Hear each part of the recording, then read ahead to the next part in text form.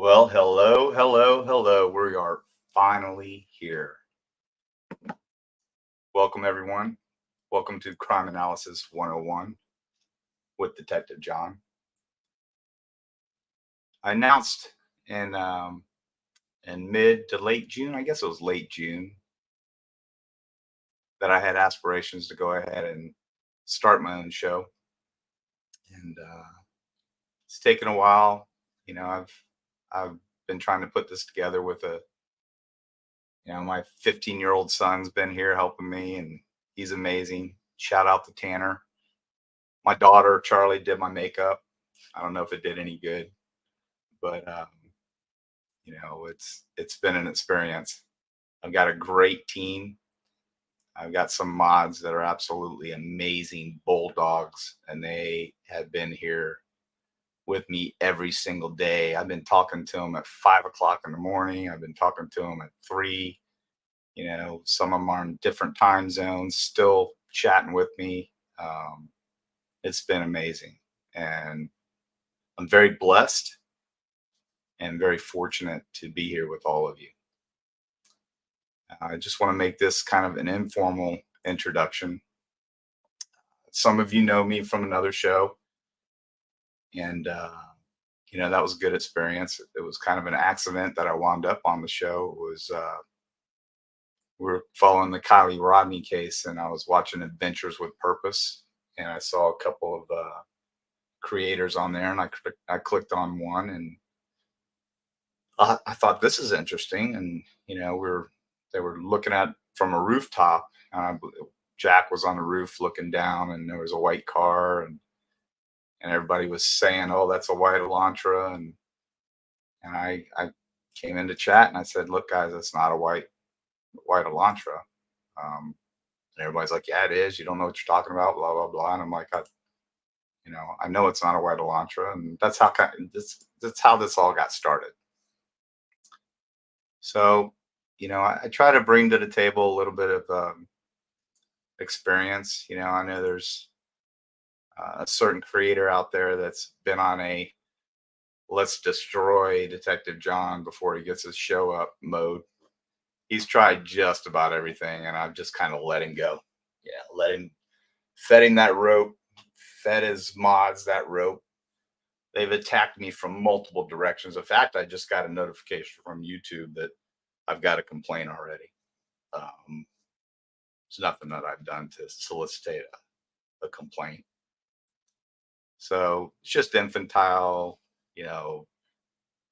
paranoia, just garbage. Never seen a bunch of infantile children as I've seen since I've joined, the YouTube community. But anyway, I'll talk about myself a little bit so you guys can get to know me. I'm 55 years old. I've got 5 kids. All of my kids are wonderful. My oldest is 33. My second is 31. I've got a 21-year-old. I've got a 19-year-old. And I've got a 15-year-old. I was born and raised right here in Daytona Beach, Florida. For a lack of a better term, native surf rat. I grew up surfing ESA contests. That's surfing, Eastern Surfing Association. Played a lot of ball my whole life. I still play ball. I just went to Virginia.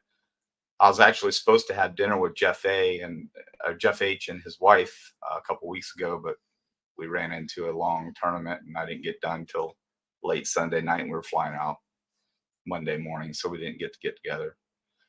But going to be going to Vegas and Utah pretty soon, all to play ball. I play major. It's called majors in softball, and that's my passion. Of course, my kids are my passion. I do everything with and for my kids. I love my kids. They are my world, and I'm sure everyone should feel that way about their kids. I went to a local high school here called Mainland High School. Denzel Washington actually went to school there part of his life. Vince Carter, the basketball player, went to Mainland. He actually built our gymnasium. It's called Vince Carter's Gymnasium. And I went to what was called DBCC, which was then Daytona Beach Community College. It's now a state college. And it's where my daughter's going right now. She's going to UCF, and I went to UCF, spawned off of because DVCC and UCF have shared campuses.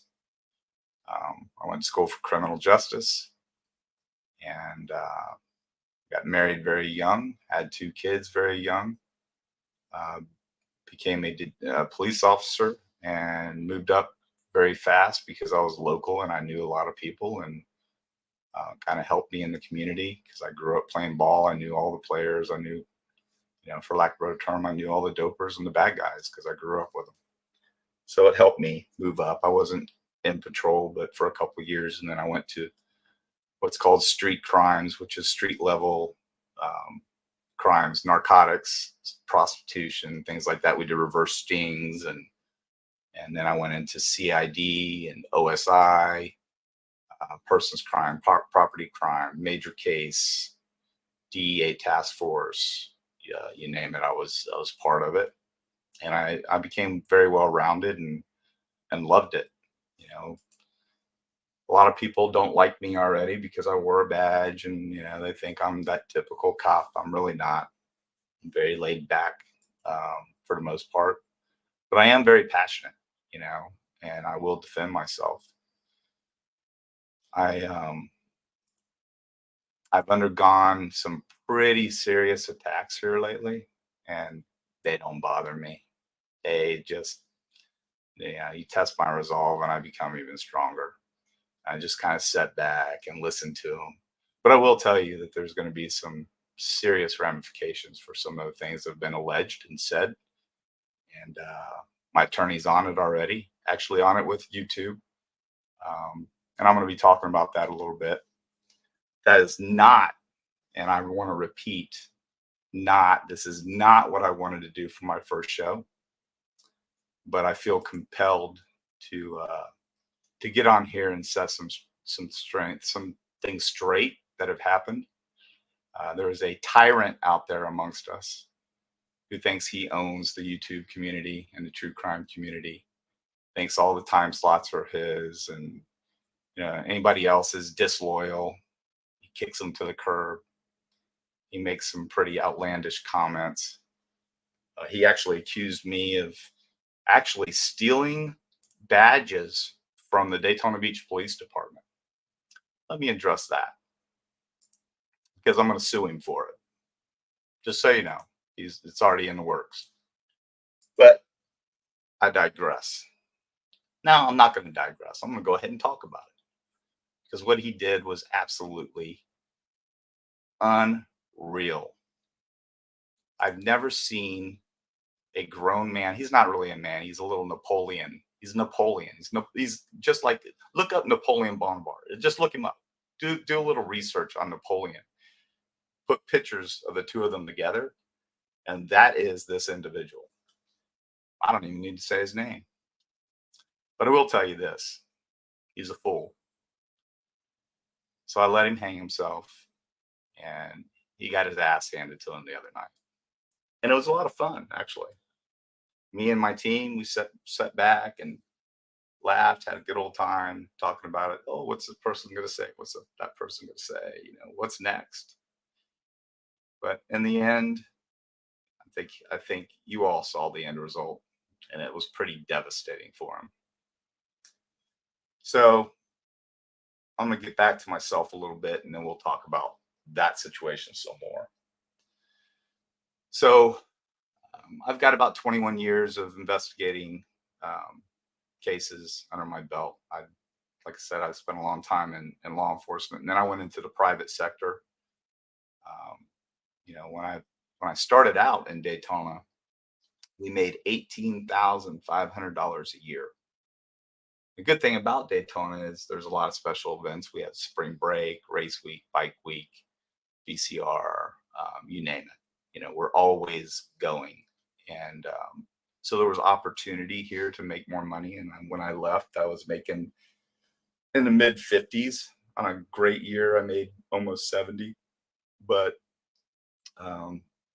over time started dwindling away. They started calling in auxiliaries, and they would have auxiliaries like you could go apply to work a traffic light where I was making 30 something dollars an hour. A civilian could come in and work that for minimum wage. And, so we started losing a little bit of our overtime, and then it trickled, got more, and we lost more and more and more. And I was in we would go to schools. We have IACP schools, IPTM schools, all these schools, DEA task force. We would go to Blue Lightning schools, and I would run into these other investigators from the private sector. I made contacts throughout the years, and I had one, that I ran into that, you know, threw me a bone, said if you ever would like to come into the private sector and do investigations for a major pharmaceutical corporation, give me a call. And that's what I wound up doing. And going through the intense background check to do that, because you're dealing with HIPAA and all kinds of stuff, was actually more intense getting hired for those two major corporations than it was to be a police officer, believe it or not. But anyway, it was a good time. I learned a lot, traveled the country, had over 2,000 employees and whole region, and got to do what's called organized retail crime, which is when if you watch the news today, you see these groups that form together and they go out and they do smash and grabs in stores. They'll just walk up next to a customer with a ball peen hammer and bust open a fragrance case, take all the fragrance out, take all the OTC, just walk right out of the store. They don't even run out of the store anymore. They just walk out of the store. So I developed great rapport with throughout my years in law enforcement with local entities here. So all of my area, my region here, I could reach out to the contacts that I had. And we built some cases, and we did a lot of fencing operations where a lot of your stores, your independent stores, your little convenience stores that aren't owned by corporations, some of those, not all of them, I'm just saying there's some out there that don't play fair. They hire people to go out there and do what's called smurfing, and they'll go out there, they'll take product from the stores and they'll bring them into the little convenience stores. They'll take for instance, a whole box, where you have your box of Snickers and a Walgreens, CVS, Walmart. They'll just take the whole box and they'll take it to that convenience store, and that guy will give them 10 cents on the dollar for the whole box. But this is an ongoing process, and it's what we've become as a nation. No one seems to care anymore. They just walk in, smash and grab, they walk out, come back again. Every time they come into a store, it's $1,000, per person. So I worked on that. It was called organized retail crime, and there's major entities throughout the country. A main one is actually in Houston, and a lot of the product from the corporations I worked at would wind up being fenced, would wind up being stolen and sent back through a network of boosters. They're called boosters, are people that go out and steal, and they would go back. And we actually learned that our own product that we had in our stores was going back to a distribution center through a fence in Houston and coming back to our stores.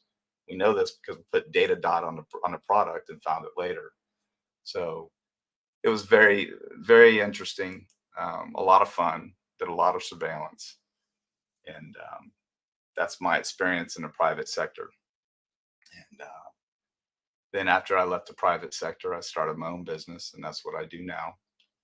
I own a landscape curbing, landscape business right here in the area, and we do pavers, curbing, landscaping, paver sealing, because we have a lot of high-end houses out here that have pavers, and it's good business. I have some employees, and I have one that actually lives here with me. He's my main man, and he's got an 8-year-old little boy, a single dad. He was struggling, and I have a detached building out back that had my office in it, and I saw that he was struggling, and I didn't want him to struggle and worry about him getting to work as a single dad. So I said, you can have my office. You guys can live there. It's got a kitchen, bath, bedrooms. And that's why I'm in one of my spare bedrooms in my house, because I don't have my office, because I gave it up to Dan and his little boy. So it's a little bit about me. And, I'm an open book. Somebody else said he's an open book, but we know that's not true. He's only an open book because he lies, and it's time. I'm the type of person that's going to right some wrongs. And when I was on that show, there were a lot of wrongs that were happening. And we'll get into that on another show that I've got planned. But I can tell you right now, people, you'll want to tune in. And the reason why you'll want to tune in is because it's going to blow your mind. It will blow your mind how deep this lie that was perpetrated and how he tried to destroy this poor person. And it's all a lie, people. You know why it's a lie? Because it was he who messed up. And then when he got called out because he messed up, he tried to flip the tables and twist it and manipulate it to make it look like the other person that was actually trying to do a nice, good, genuine, honest Christian thing. And he twisted it and manipulated it and turned this person into, well, I'll just say it, WSU Kim. That's who he tried to purport this person was like. It was absolutely horrible. One of the worst acts I've ever seen perpetrated, ever, without conscience. I voiced my discontent. I announced on the show that I would no longer be coming on the show in chat. Then I announced on live that I would be starting my own show. This individual lost his mind. Starts sending me, calling me, blowing my phone up, sending me messages. And I said, look, you need not look at it like that. We're all trying to achieve the same thing. We're all trying to get to the truth here. But, instead, he saw it as I'm direct competition for him. And I tried to say, look, you don't need to look at it that way. I have two other friends and two other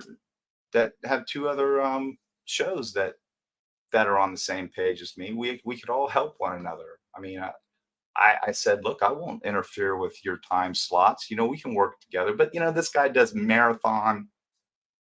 does marathon shows like 7 hours. What are you think I'm gonna give you a 7-hour window? I'm not gonna come in there somewhere. Well, you don't understand. You're gonna be contacted. You're gonna be competing for times.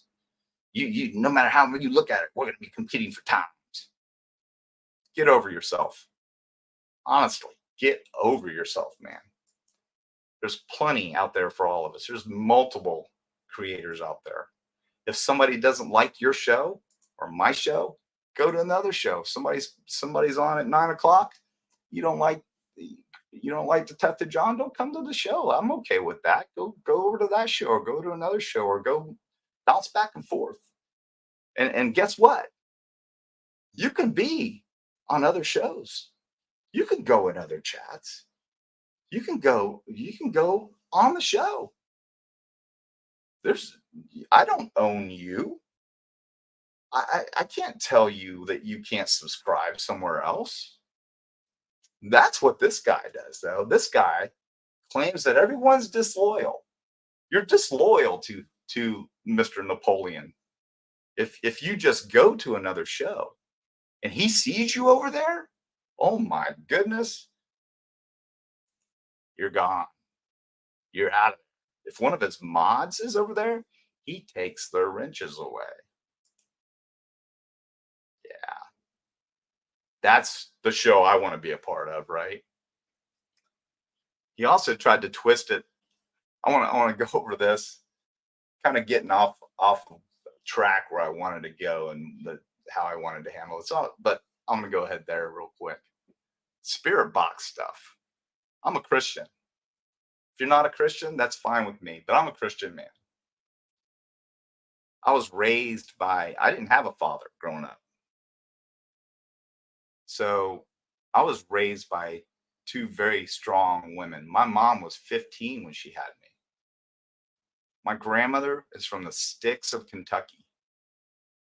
She came down here left her abusive husband with her 4 kids, 2 daughters and 2 boys. She had $15 to her name when she came here. She got a job at a hospital as an LPN, went to school, got her GED, worked her way up as an LPN and in a local hospital here that I was born in, and branched off of that. About 25 years at the hospital, she decided she was going to start her own business. She bought an assisted living. She bought a house, an 18-room, 5-bedroom house, and converted it into an assisted living facility. I was pretty much raised there.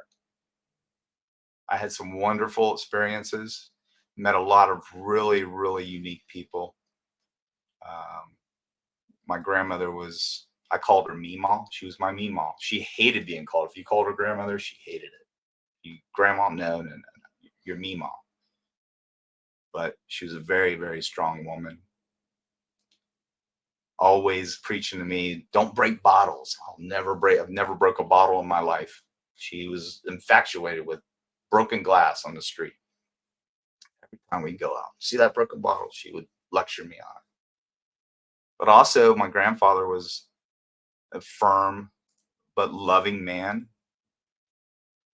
I used to have to cut my own switches. That doesn't make him an abuser. He wasn't. He was just firm. I can remember as a little boy, I used to run in the house, pee, run back out of the house. I wouldn't lift the toilet stool. Didn't lift the toilet stool. I came in one time. My grandfather takes me in there. He says, "Come here, boy." I said, "Yes, sir." He takes me in there. He says, "See this right here?" "Yes, sir." He says, "That's your piss. This is what you do. You lift up the toilet stool." I was 7 or 8 years old. Lift up the toilet stool, pee, put it back down. Make sure you don't leave a mess. Put it back down for the ladies, and then go about your business.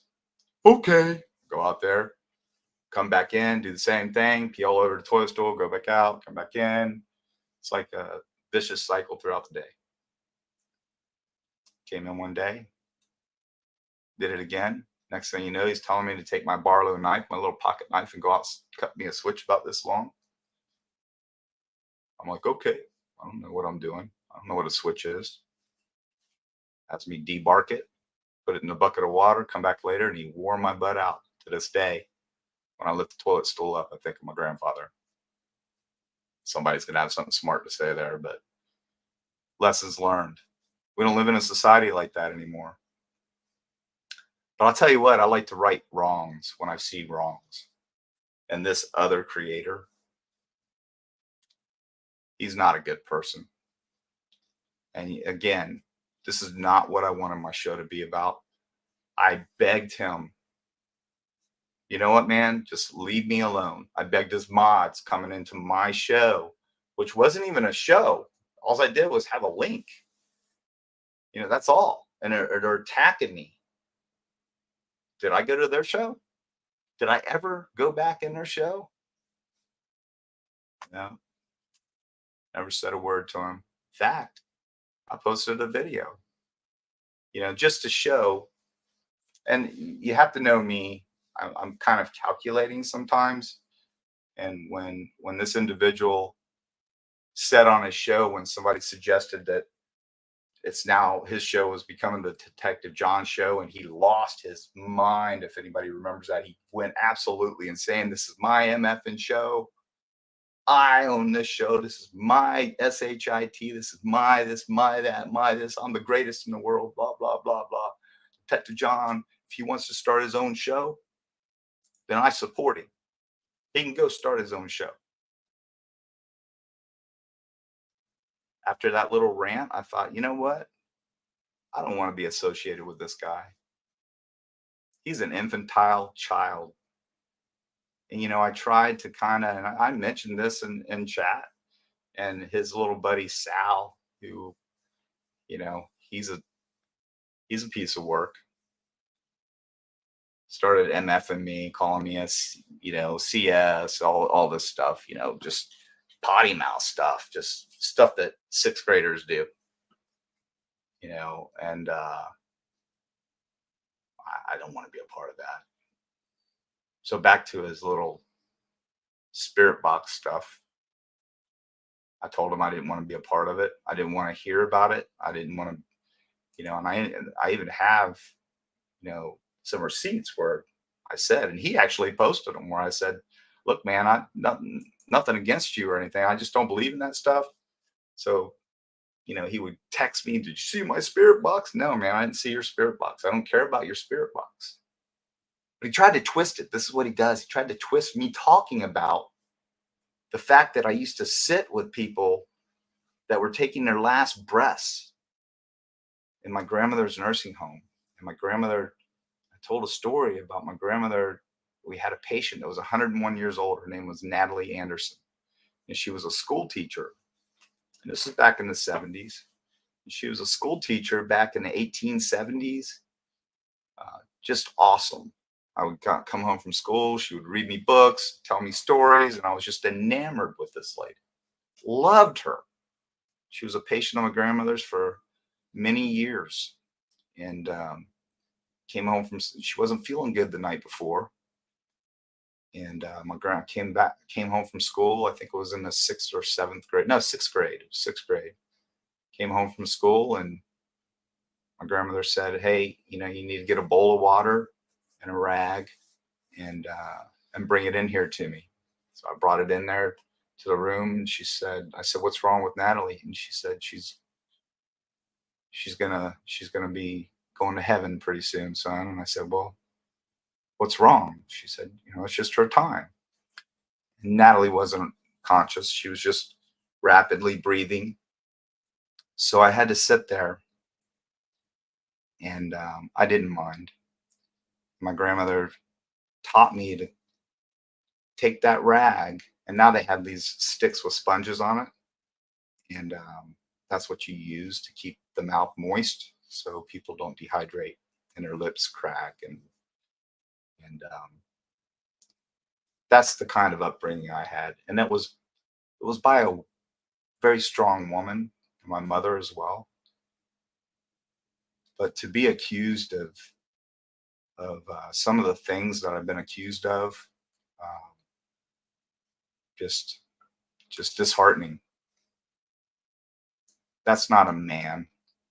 That's a weasel, and I don't want anything to do with somebody like that, to be honest with you. So what I'm going to do is I'm going to tell a little bit of a story about my experience, and what has happened as far as the attacks that have been brought upon me. And again, I want to say again, I can't stress this enough. This is not what I wanted to do, everyone. Did not want to do this. Did not want to come in here on a negative. I'm going to try to spin it into a positive. Um, and I'm going to try and make this show a really good show where we can all come in and opine. We can talk about cases. I do know a lot about the process. I've been to many suppression hearings, trials, you name it. I've been flown to New York for suppression hearings on dope cases, and so I've gone as part of my experience in law enforcement. I was, like I said, I was in what's called street crimes, and I'm in the cusp of every nasty situation you could imagine every day. It was called jump out. We would roll up on a street corner. I'll give you a location. It was called South Street and Martin Luther King Boulevard. Crack haven. It was like, for lack of a better term, it's almost like shooting fish in a barrel. You'd roll up, you'd jump out of the car. This is how it was. You'd have your partner would watch you through the dope, and you would take off after them every single night. That's what I did. Knock down, drag out fights. Do you people really think that are listening in here? Do you think that if I were to jump out and somebody throw their drugs and take off running, that when I chase them down, that they just put their hands up and say, I give up? That's not how it works, everyone. So that's the real world, and that's what I experienced a lot. And I tell you what, I wouldn't give it up for a world. I wouldn't change anything in my life. A lot of people will say, well, half my life's in hindsight. A good majority of my life's in hindsight. I've been married. My the love of my life died of cancer. She had a very bad, um, rare form of cancer that actually attacked her adrenal glands, and she's my firstborn and my second-born mom. And what it was doing, and we didn't know this, but throughout the years, this tumor had had grown around her adrenal glands and her liver, and it was about the size of a baseball, and roots, for lack of a better term, were growing out, and they were wrapping around her adrenal glands. And she would be like I am right now, 1 minute, and then the next minute it was like Jekyll and Hyde. But we didn't know what was wrong with her. She was misdiagnosed with bipolar disorder, PMS. Your typical, oh, this woman's got PMS. She's crazy because she's got PMS. I hate it when I hear that. It disgusts me. So, she struggled for a long time, and when we found out what it was, she kind of laughed and said, well, now we know why I'm crazy. And what was happening was this tumor had metastasized, and it grew around her adrenal glands, and it would cause her to dump adrenaline into her system.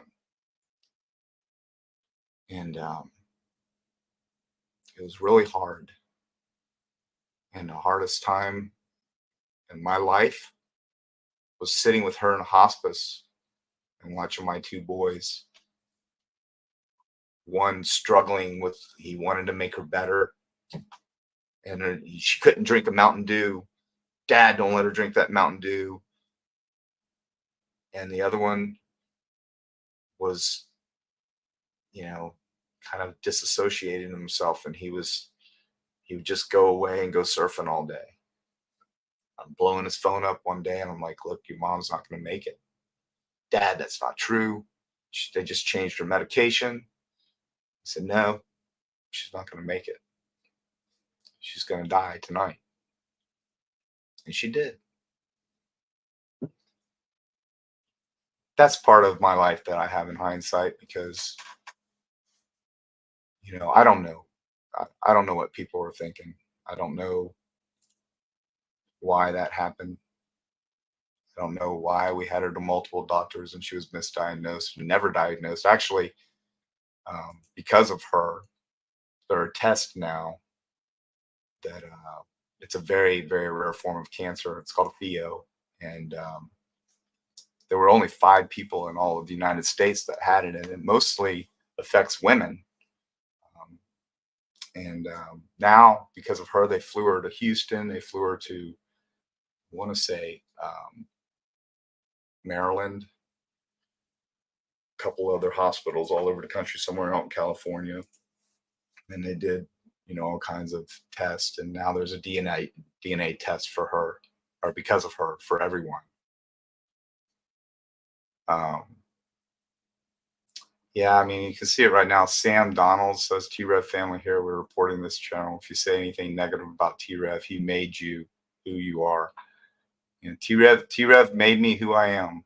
Yeah. T-Rev. Yeah, you made me who I am. Did everyone just see that? Let's see it again. Let's read that again. Sam Donalds just said, T-Rev fam here. We'll be reporting this channel if you say anything negative about T-Rev, about Rev. He made you who you are, John. You used him for clout. Your channel sucks. Rev gang for life. Really?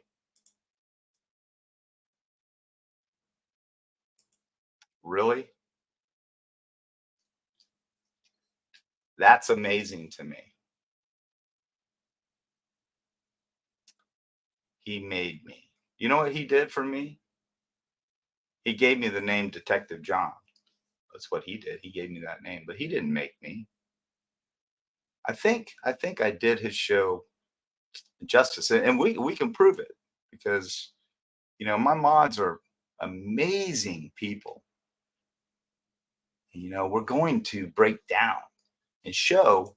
Since this guy just decided he wanted to come in and make such a ridiculous statement, we can show that from the point that I came on that channel, T-Rev got a lot of people that wanted me on the show, and he got a lot of subscribers that loved having me on the show. And I'm not saying yay or nay, but that's what a lot of people say. So I'll digress from that one. And somebody just said right there, you made him popular. Well, thank you. Who was that? Can we show that again, mods? Kelly Hawken. Thank you very much. I wasn't trying to make him popular. I had many conversations with this young man who's got a lot to learn. I mean, he would come on a show with no shirt on, smoking whatever, I don't know what, kind of just off the cuff, would bob his head back and forth like this. Go watch some old shows. You'll know what I'm talking about. You'll know when he was doing whatever he was doing. But I can assure you,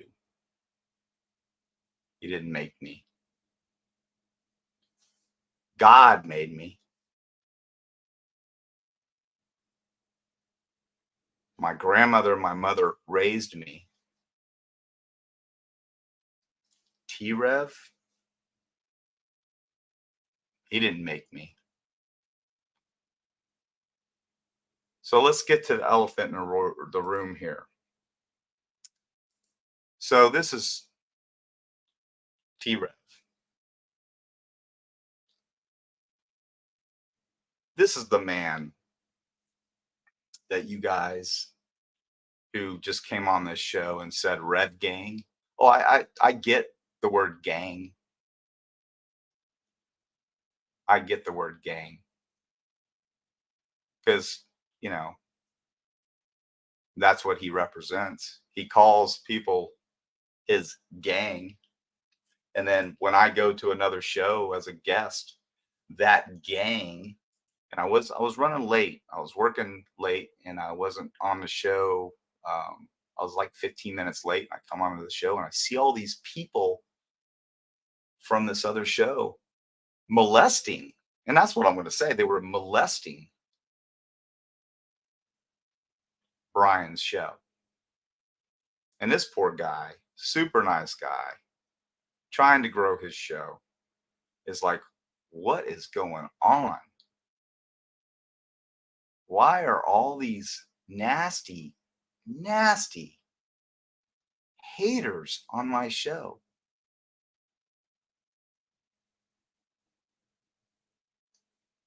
So all of a sudden, it's just like I see bye from the mods from T-Rev's show.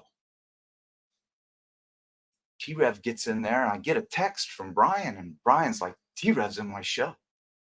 And I text him back, and we're on panel together. I'm like, what's going on? He said he's on the show. I said, did he say anything? No, he's just posted the looky eyes. The looky eyes. Meaning, oh, look, Logan, hold on a second. Logan, T-Rev more successful than you ever were, mall cop. Nice cop costume you brought from the mall. Wow. So now, you know, the pictures that I posted of me in uniform, you guys are absolutely, you're classic.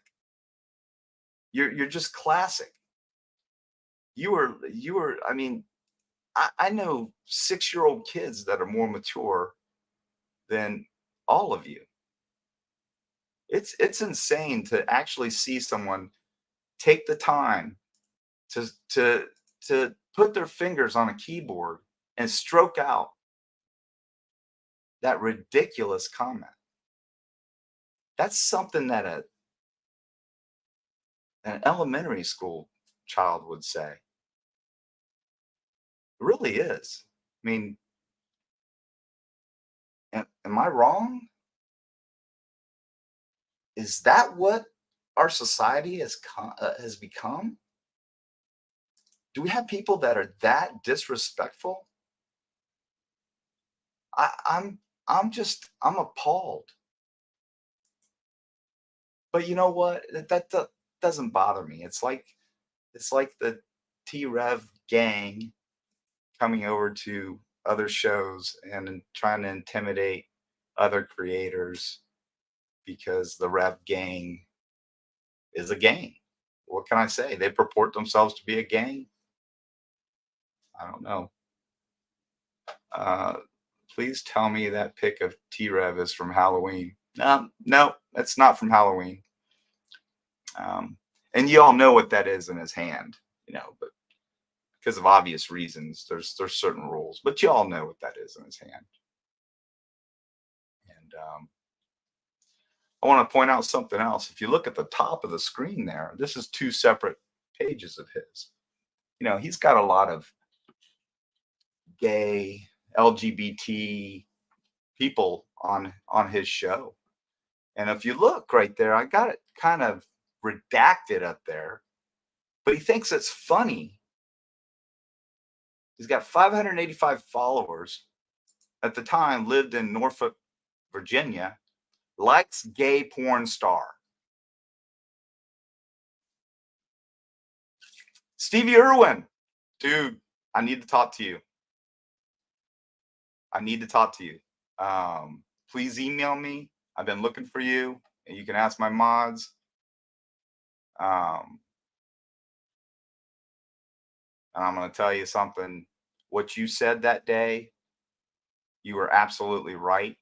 And if you remember, I was on my golf cart because we had bad reception because of a storm and it just stopped storming. So I'm driving around and that situation was going on. And you tried to tell us that Angel Girl did not say that that was Xana in that picture. You tried to tell us that, Stevie. And I didn't see it because I'm driving a golf cart and I'm just listening to chat. And I'm thinking, wow, this lady is she's trying to give us some good positive information about this beautiful young lady that was she was brutally taken from us. I didn't see it. And the next day, I think it was, you actually got on and you were calling us both idiots. And you'd be right. And I can promise you, when you reach out, I'll show you the chats between my mods and I that I had to find you, because I found that what you said, and you heard with your own ears that I didn't hear because I wasn't sitting behind a computer screen. You heard her say, "This is not Xana. This is my granddaughter." And we're gonna get to that. Oh, wait, got another one. You mall cop. Do you always dream of being a real cop?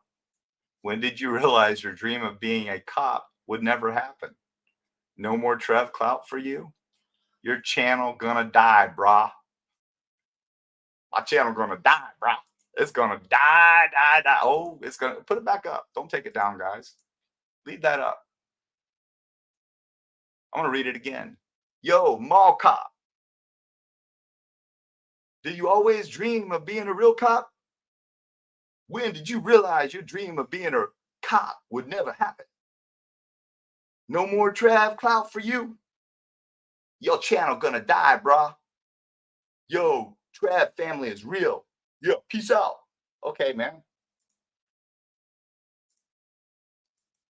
Peace out. Keep it coming, people.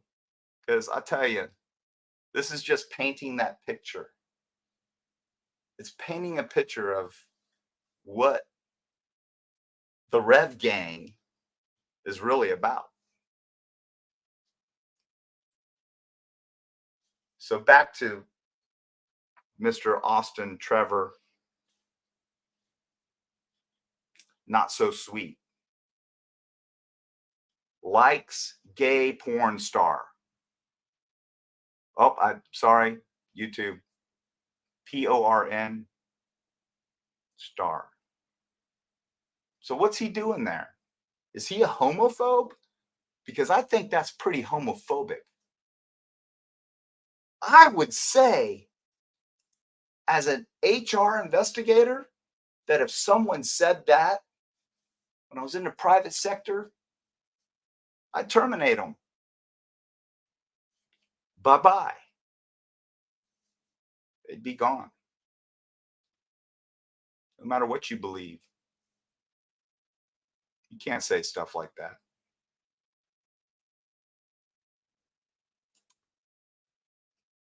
That's what the Rev Gang is. I would submit that, in my opinion, reading stuff like that, you got a bunch of homophobic thugs. That's what the Rev Gang's about. Is that the type of family you want to be a part of? Do you truly want to be a part of a family of people that talk like that? And you know what? I found myself when I was in that show actually falling down in that kind of a dark rut. And, you know, I try not to curse, but I caught myself one time. I got kind of upset about some of the nasty things that were being spewed about family members of these victims. And I lost my cool on the show one day and said some things that I regret. Dropped the F bomb a couple times. And for that, I apologize. That's not me. But it was in the company that I keep, or that I kept at the time. And it was just part of the atmosphere of that show, because every other word out of his mouth, Papa Sal's mouth, other people that came in into chat or on panel, man, it was just a word that kind of flowed off their lips like it was nothing. And for that, I really apologize. You won't hear that over here. And if you come over here with that kind of nastiness, the mods over here, I've asked them to, hey, you know what? Warn them, give them a little leeway. In fact, ladies, Kelly and Mindy, don't kick them out right away. Put them in timeout for a minute. Let's see if they come back. Let them show us who they really are. Because I can promise you, they're nobody you'd want in your home. So let's get back. I keep getting diverted because people keep coming in and saying, what's that say? T-Rev gang are all on SSI or old board ladies. And no, I wouldn't say SSI. But you know what? Oh, go back to that. That's my ex-wife. Hey, Lynn, wonderful mother to my kids, on here supporting me. Hey, Lynn, you know, according to this guy, I'm a wife beater. I'm a convicted felon and a wife beater.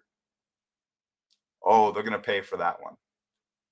And we'll go over that in a minute too, because the amount of violations that they've committed, that I don't think they have enough common sense to realize the federal laws that they've broken.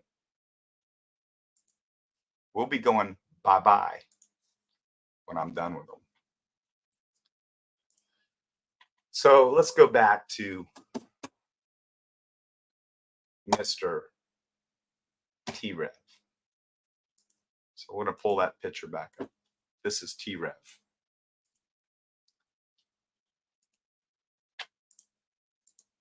Huh. He's an open book. He became an open book. I think it was yesterday or the day before. You know why all of a sudden he became an open book? I'm an open book, MFers. I'm an open book. I tell everybody everything about myself. I'm an open book.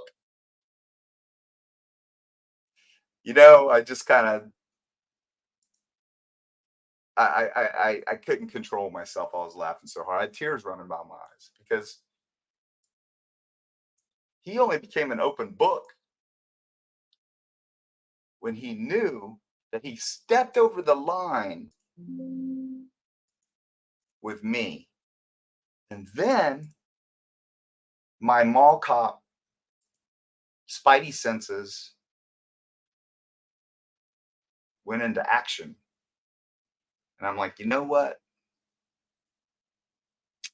I remember seeing early on when I was trying to vet this man, I remember seeing somebody posted in some of his videos that he was a deadbeat dad.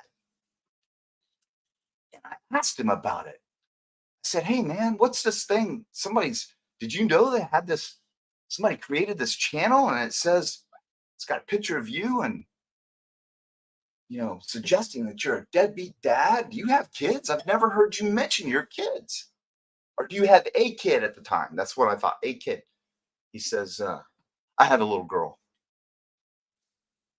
That SHIT is coming down.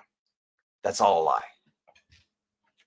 I'm like, that's odd. But sure enough,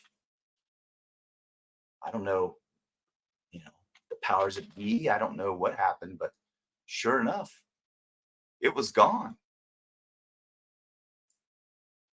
Oh, my ex-wife, what did she say there? Ha ha. They're Nimrods, as I said before. And hi to all on here. John is smashing the records. Thank you, Lynn. That's my ex-wife, who should hate me, by the way. I mean, should hate me, right? We've got a great relationship. We have two wonderful kids that, one's going to nursing school. Very proud of her. She's the jewel of my eye. And then I have one sitting right next to me that's helped me put this together, because I'll be very candid, everyone. I'm okay with this stuff. I can sit down. I know just enough to get by. But my son Tanner, boy, he impressed me. So anyway, back to T-Rev and this post that someone created calling him a dirtbag and deadbeat dad and all this. What I thought at the time was, man, this is crazy. He just discounted it. And sure enough, in a couple days, it was gone. Never discussed it again. Never came up. I didn't really care, to be honest with you. I'm not judging anyone. I'm not there to judge him. People make mistakes in life. I've made mistakes. I wouldn't say half my life's in hindsight like a lot of people would, but we've all made mistakes. But this guy is king of the hill. He is that meatball on top of the hill, just ready to roll down, take everybody out. And That's what he's done. I think what he's done, and this is my opinion, is he's really taken himself out,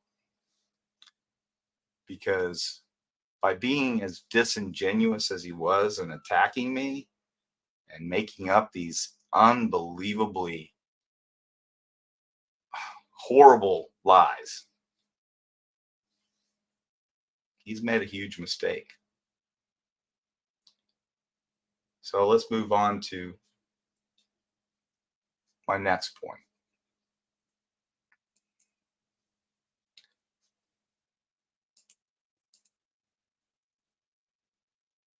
So back to the kids. Here we go. So it's going to take me a second to get through this. So here is a official public document. This goes back to January 5th of 2016. 17, 18, 19, 20, 21, 22, 23. That's seven years and almost 7.5 years ago.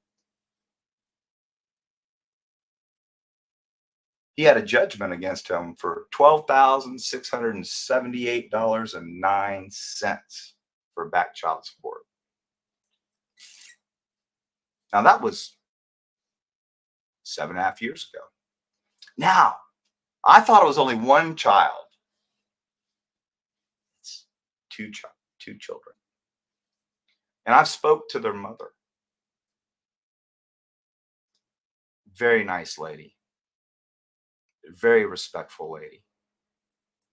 Very hardworking single mom who actually told me that her and her two children were homeless, had nowhere to go.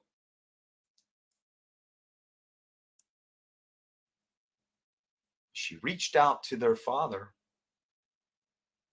and asked for help. And he not only didn't help, but he blocked her. Blocked her from his Facebook page. In fact, this letter right here from his daughter, this is his daughter. She sent me this letter. So I have permission. And I also have photos of the children, by the way. And they are their 13-year-old little girl who, at the time when she wrote this, I want you to look at how articulate this little girl was. She was 10. Okay. When she wrote this, I want you all to read it, and then I'm going to read it. She was 10 years old. She's got an older brother who was 11 at the time. I bet you T-Rev doesn't even know he's a sophomore in high school now. Doesn't know anything about him. Doesn't know anything about her. They want nothing to do with him. And she articulates it here after he had written a song because of that post that called him out for being a deadbeat dad. The post that was created by a friend of his wife. Oh, let's get to there. This is still, since 2010, his wife. He's still married to this woman. These children, he signed the birth certificates. But at the point that he knew it was about time for him to have to pay up, sucker, he chose to spin it and tell everybody that she told him that they may not even be his kids. In fact, no one knew this fact until, I believe it was the day before yesterday, and he decided to be an open book. I'm now an open book, MFers. I tell everybody everything. I don't hide nothing. Really? Then why is it no one knew And you never talked about your 13 and 14-year-old children, your namesake and your little girl. Why is that, Austin?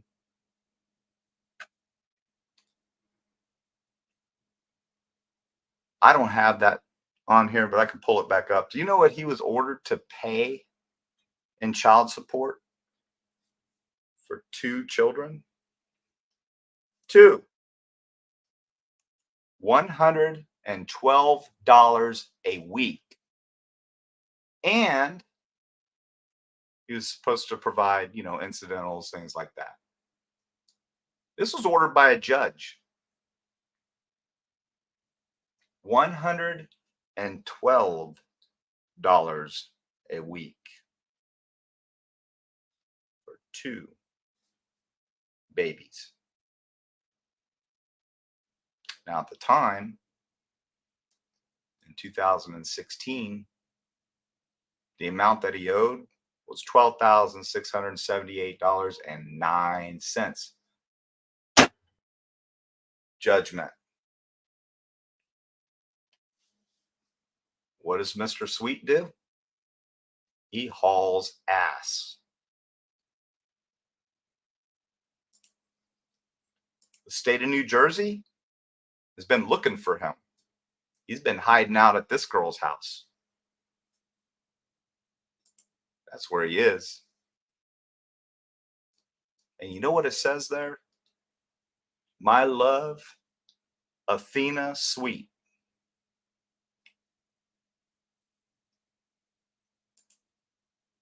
Wait a second.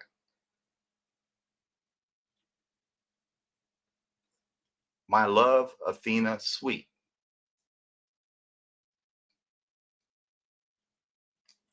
Am I missing something? Because by law, he's still married. And he often calls Athena his wifey. My wifey. When she comes in and brings him a bag of Burger King and his 8-hour marathons. I don't know how she puts up with that crap. Doesn't work.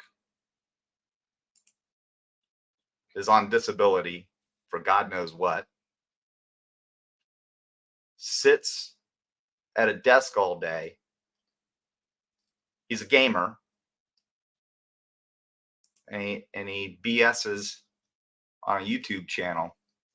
And get this, everyone.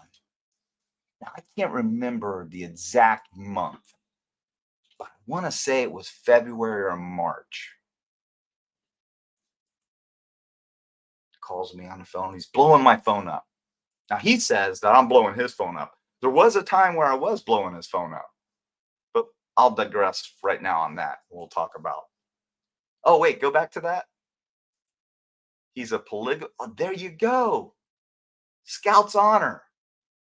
The last I checked, all 50 states, polygamy is against the law.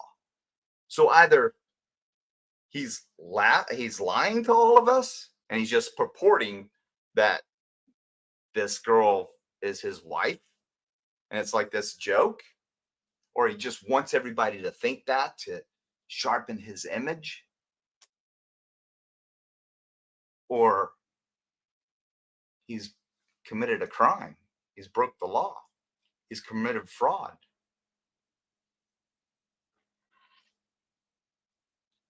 Which is it, T-Rev?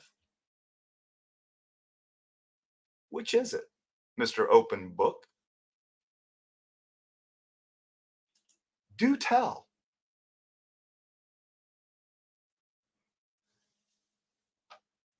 Gianna says,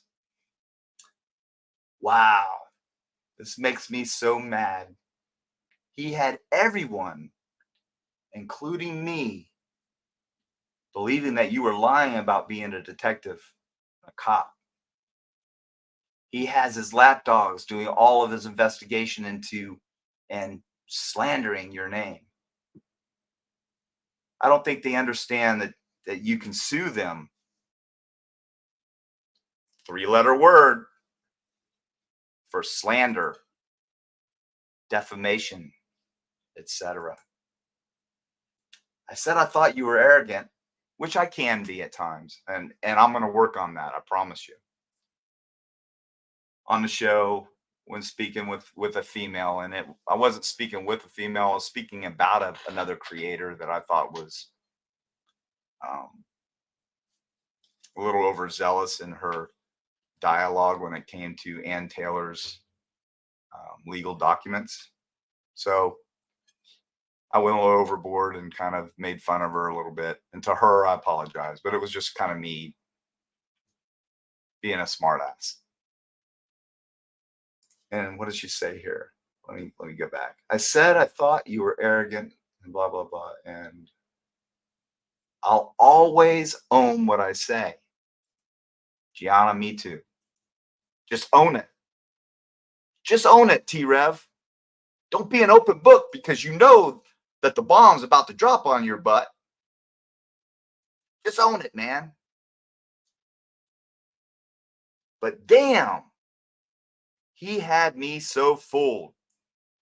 Yes, I supported T-Rev until he took my loyalty for granted.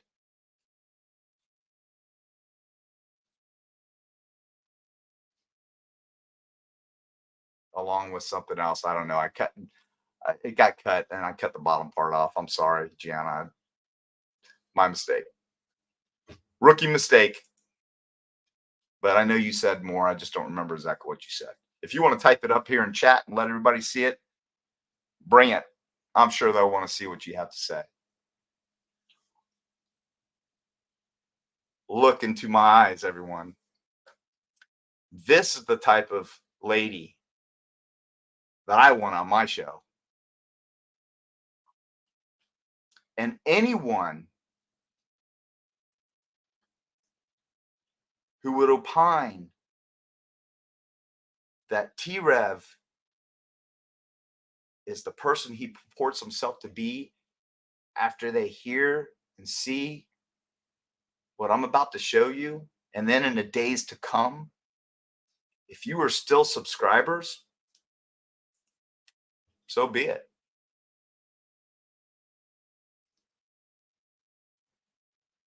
His problem is he's worried about losing his subscribers to me. To be honest, unless they're like Gianna, I don't want them. Really don't. Because there's good people out there with morals and good ethics that would never click a super chat,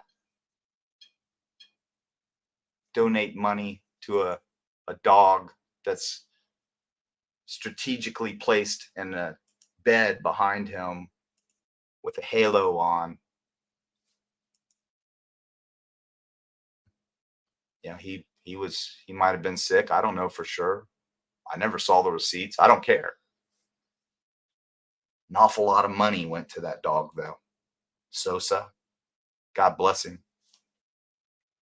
But I want to say something about that, too. You know, when T-Rev's dog was sick, he was MIA for several days. He was in wherever he was. I don't know what he was doing. MIA. My dog, my little Zoe, who my family loved, who was 1.5 years old, was outside. We were cleaning the pool filter. I went inside and my girl was out there cleaning the filter and Zoe was right next to her. Next thing she knew she was gone. Didn't realize it. She went back in the house. My neighbor's blowing my phone up. Think Zoe got hit by a car. Another animal, wild animal, got hit in the street and Zoe ran out there to investigate because she smelled it. And poor Rita didn't realize that she wasn't next to her. And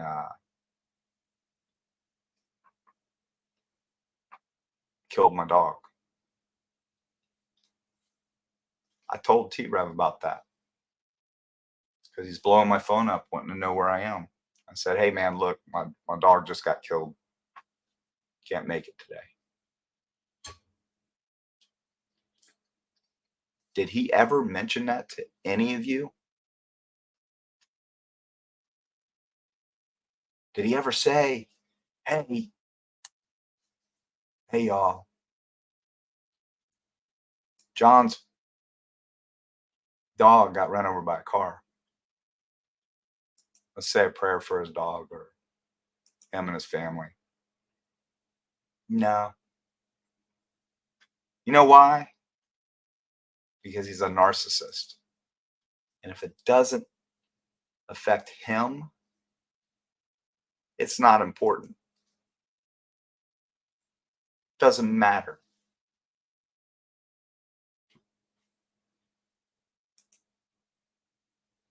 One of his songs, one of his rap songs I listened to, I think the lyrics were something like, "I don't know nothing but how to hustle," or something to that effect. I don't know nothing but how to hustle. And then money was in the next line.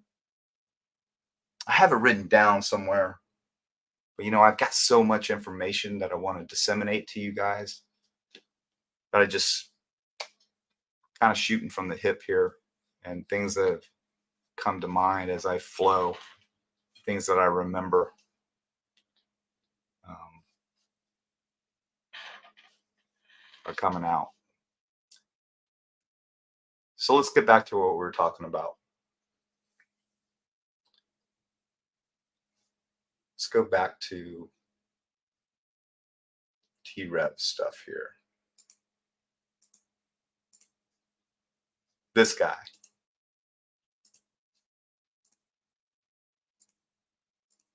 So bear with me, everyone. I've got these in files, and we're trying to break them open. Go to the next one. Let's go to the next one here. Next one. That one. All right. So this amount now,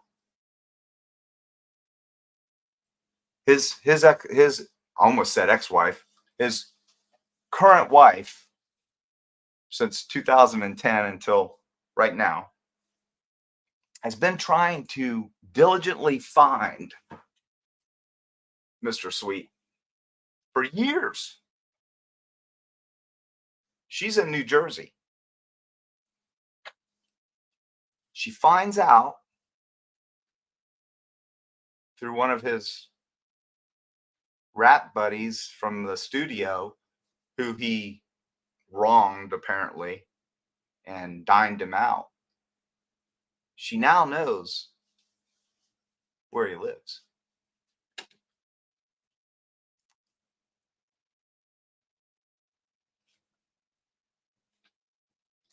Cindy, Idaho case or witch hunt? This is weird. I'm not talking about the Idaho case tonight, Cindy. This isn't a witch hunt. This is me defending myself, because this man stepped over the line and he bit off a little more than he could chew. So yes, we will be talking about the Idaho case, and we will be talking about a bunch of cases, because I promise you, there's way more cases out there than the Idaho case. The Idaho case, we're kicking a dead horse right now. There's nothing. How many times did I tell T-Rev, you got to move on to something else? In fact, I think I just saw day before yesterday, he did a little survey. Should we move on to another case now? What do you guys think? He's patronizing his audience because they're tired of his content. So move on, T-Rev. Move on to the case where, that case where I said, hey, you guys need to get the murder book. It's called a murder book. And I'm sorry, YouTube, MURDER book, unalive book. I'm learning. You need to get that book. And you can do it. It's Freedom of Information Act. And they'll send it to you. and it's usually a 3-ring binder. So Hollis is like, oh, okay, I'll do it. She does it. He's got it. So he's probably going to break it open here pretty soon. But know this, that wasn't Hollis's idea. Wasn't his idea. I don't want to take credit, but I did put it out there. Oh, really? Let's see here. Where's she at?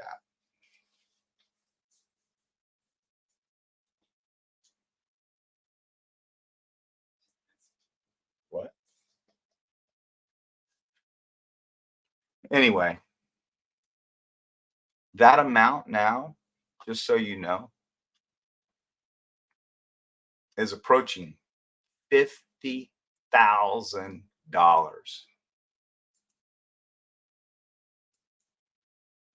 Yeah, you heard me right, everyone. $50,000 at a court ordered amount of $112 a week.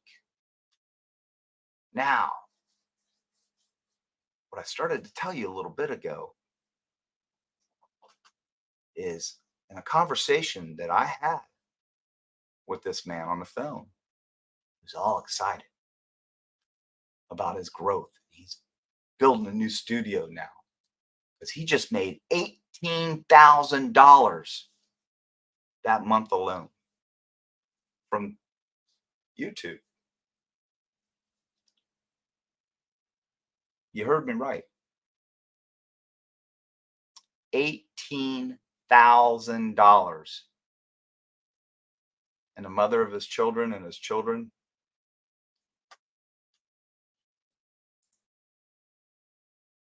his daughter wrote in that, his 10-year-old daughter wrote in that letter, they were homeless and they asked for help.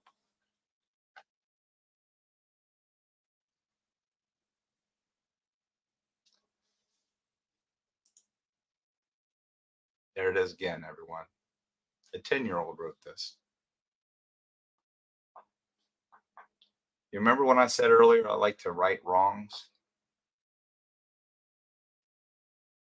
Shame. Shame comes to mind. Shame. My 19-year-old daughter, she's 19. I don't have to pay child support for her anymore. But you know what?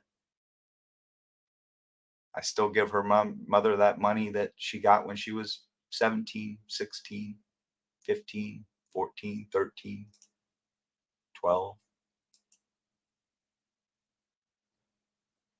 Still giving it to her. You know why?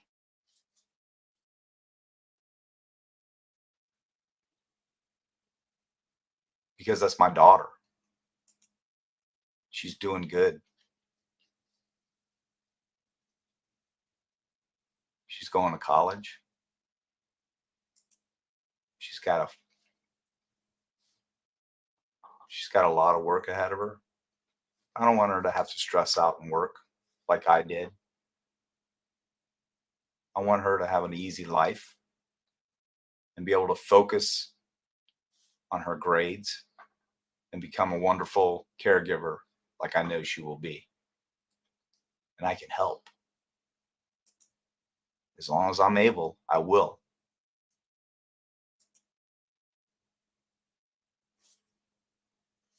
I don't know if I could say that for this man.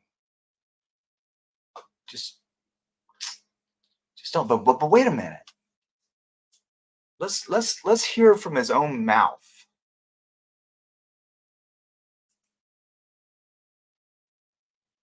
Now go back to that. Go back to that last comment. I want to read that. Cindy, nobody is perfect, parent. This is strange. You're not on Dr. Phil's channel, Cindy. And please don't condescend to make me seem like I'm doing something nefarious here, because I'm not. Obviously, you haven't been paying attention to what's been going on for the past month and a half when I have done up until the point where I had to start doing something, nothing, to solicit this man to make these unbelievable lies up about me, try to destroy this, which is really nothing at this point.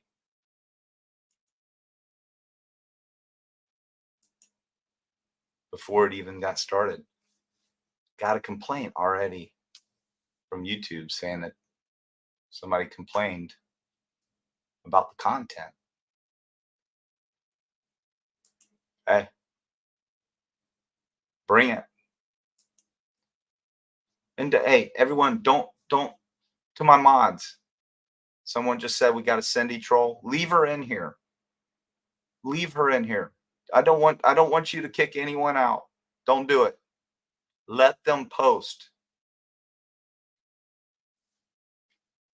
Don't kick them out.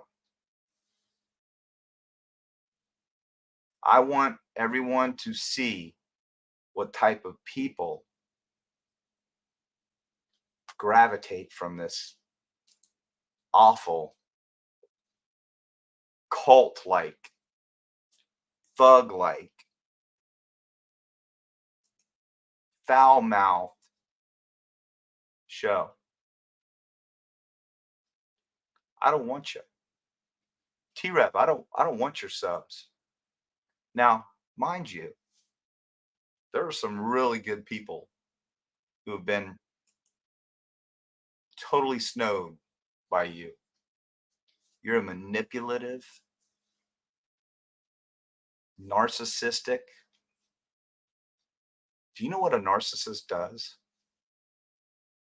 The one thing a narcissist will do is he'll try to destroy someone else to make himself look good.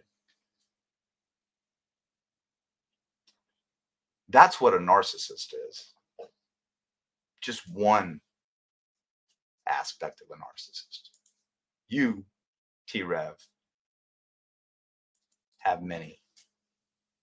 You have many aspects of a narcissist.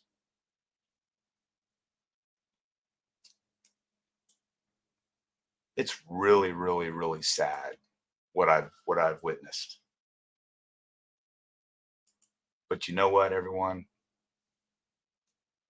It's done nothing to me. Zero.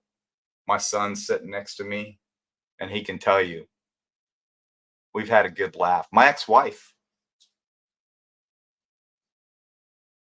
read some of the things that were posted, accusing me of stealing 2 badges from the Daytona Beach Police Department from 2 sergeants. Accused me of stealing 2 badges from a police department. They were sergeant badges, by the way. And don't you think that at some point you would have heard me say I was a sergeant? And let me tell you a story about that. So there was a guy in his chat when I first came to the show. I think his name was Chris or something to that effect. That demanded that I show my badge number. I'd already given T-Rev pictures of me in uniform, some other things. But I said I was a detective. Once I left the street and I went into CID, I never went to the street again. Didn't wear a uniform unless I was working overtime. I wore black t-shirt like you see in the photo that I'm going to show you in a little bit. It said police under jump out. And if not that, I wore this. You'll see me in this suit. This is me in a police uniform.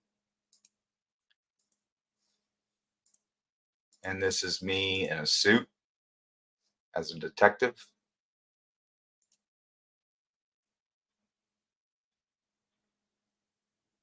Don't go to the next one. We're going to save the next one for the end of the show.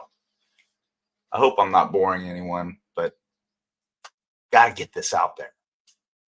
Because remember, When I said we're going to right some wrongs. And I'm laying a foundation here.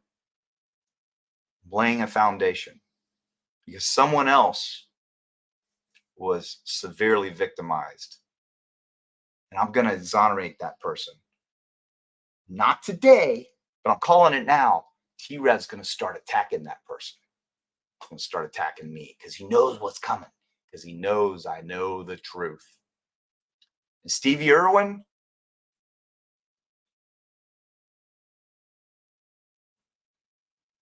Detective John 68 at Gmail. It's Detective John 68 at Gmail. Email me, buddy. I want to talk to you because you can help this other person.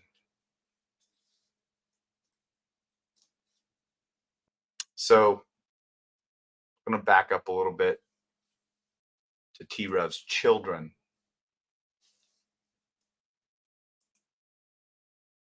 You know, the children that he's never mentioned except in a rap song that he calls their mother a prostitute. Let's pull that up. Let's hear it, not from a rap song, but just from his lips in general, just in general comments. Give me a second. Let me find this and let's pull this up.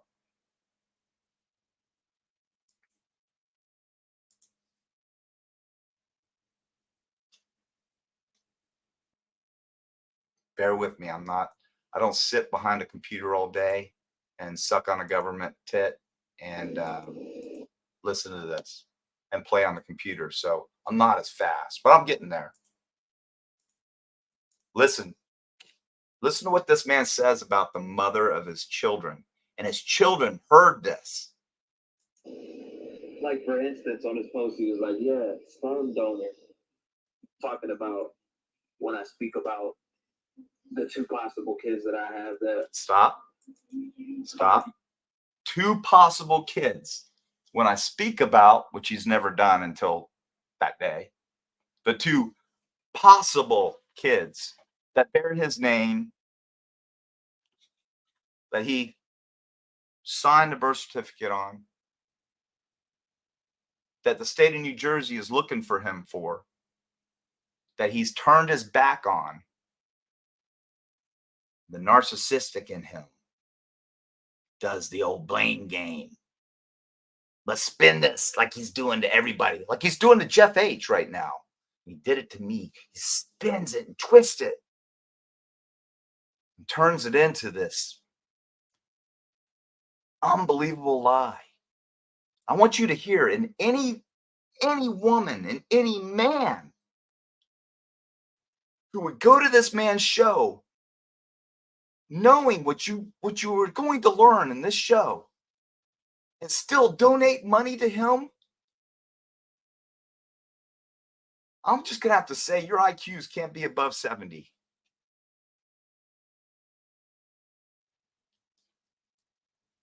And your morals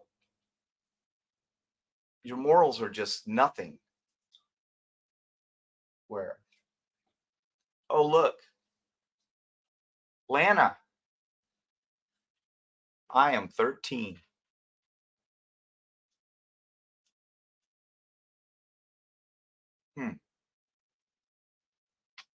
Lana, are you T-Rev's daughter?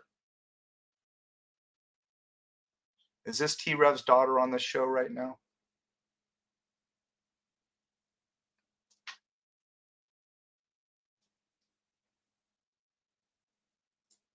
I'm sorry, honey. I'm sorry. We're going to help your mom. We're going to turn this around. We're going to figure out a way. Yes, I am his daughter.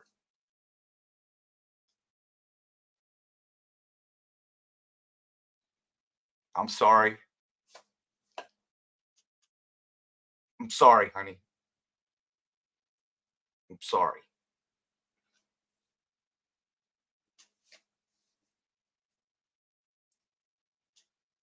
But we're going to make this right.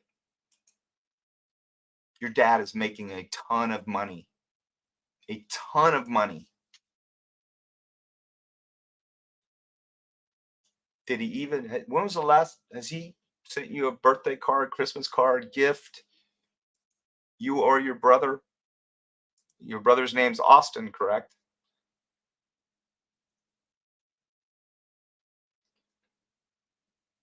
KL Wingate. Yes, we will. Yes, we will. We're going to figure out a way. Now, give me some time because I'm not sure how to do this right now. You know, I'm not the type of person like Hollis on his show that takes credit for getting donations for a charity that she didn't even come up with, that really I came up with, to be totally honest with you guys. But I'm not going to go there. This is about Lana and little Austin, who, if you see the pictures and you look at those pictures, her mom sent me a picture of her doing I don't know, Snapchat or whatever, where, you know, they use that app and they can take their hair off. She made herself look like she was hairless. And her mom said, spitting image of her dad.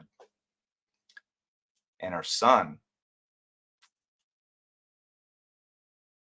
yeah. So T-Rev, Lana,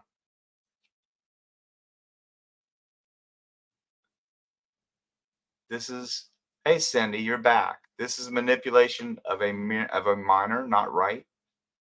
No, no, I didn't ask her to come on the show.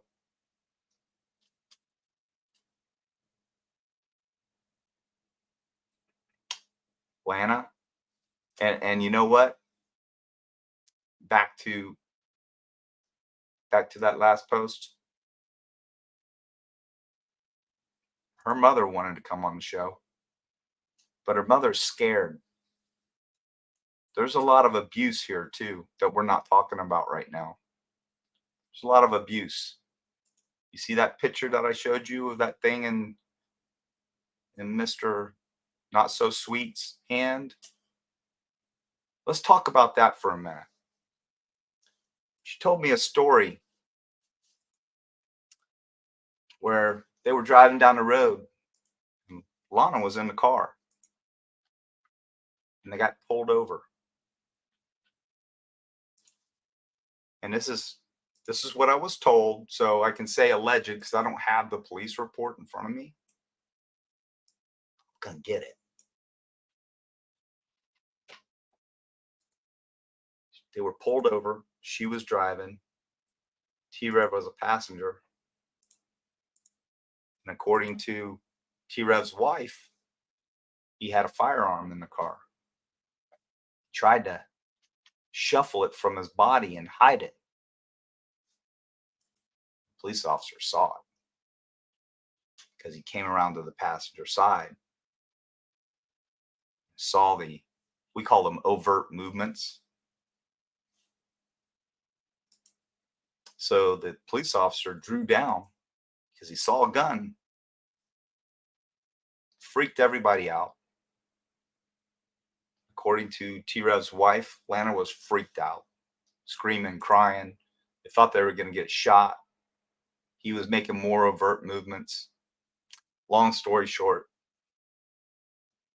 he got hooked up. And did you know something she told me that I thought was just absolutely unbelievable? She said, John, he had 3 cell phones on him.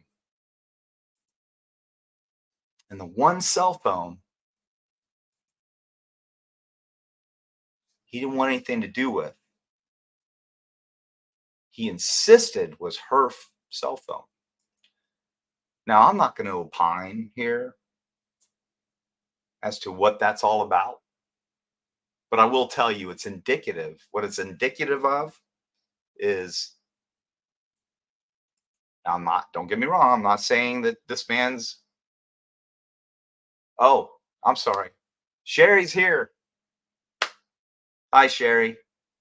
I'm sorry, it was not Lana. Alana, you're right. You said it was Austin. My bad. I corrected myself. So Sherry's here. Look who's come to the show.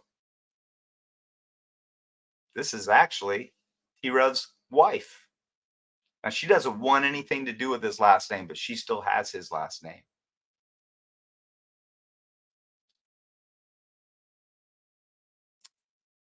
But Sherry was going to come into the show, but she's just not comfortable. But she's coming to chat. I'll tell your story. I'll tell them what you told me. So back to the cell phones. What's that what's that indicative of, people? Well, track phones are associated with certain people. So let's say this one track phone had, hypothetically, his or whoever's drug contacts in it. So if I get that phone and I suspect there's something going on here, I'm gonna get a search warrant for it. Kind of like what's going on with the Idaho case, and the Murdoch case, and you know Rex case, and New York cell phone data. So they want to get that phone, extract information from that phone, and work a case. Phones are very, very telling sometimes, everyone. That's why in the Idaho case, they're waiting on some phone data. That's why in the Idaho case, he didn't want to give his alibi until he got that cast report. Because that cast report, that's important. Because if the defense knows what that cast report says, which basically is find my iPhone, tell you everywhere he's been within feet, I could build my alibi around that. So if I know that they know that I know that they know where I was because of the cast report, I can say I wasn't there or I was there. This is why I was there. I can build my alibi. But you know what? Time didn't work out in their favor. So he had to come up with, I was just out driving around. That's what I do. We'll talk about the Idaho case later.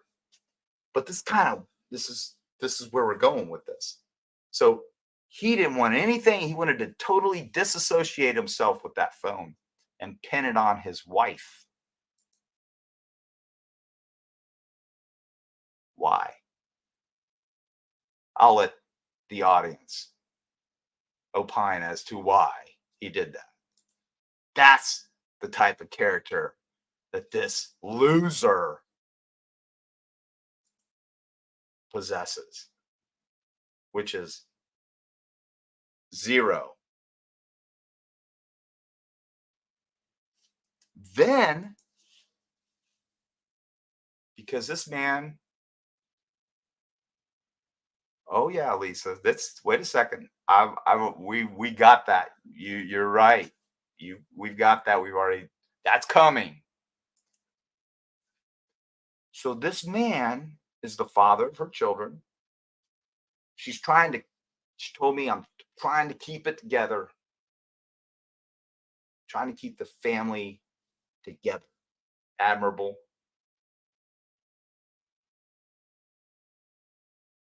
So she scrounges up $5,000. I didn't ask her where she got it. Don't care. But she didn't really have it. But she managed to scratch up $5,000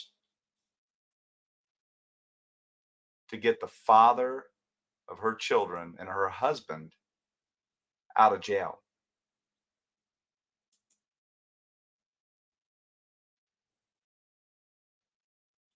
And guess what happened then? Now, this is alleged. Don't know this for a fact. But I could do far worse and totally make stuff up. But I actually have his wife and his daughter in this show right now. Bonds her husband and father of her children out he goes MIA.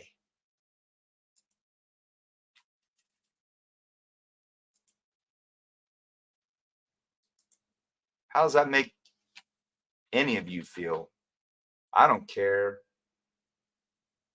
what religion you are. I don't care what your beliefs are. I don't care about your moral compass. I don't care about anything. But I know that everyone cares about kids.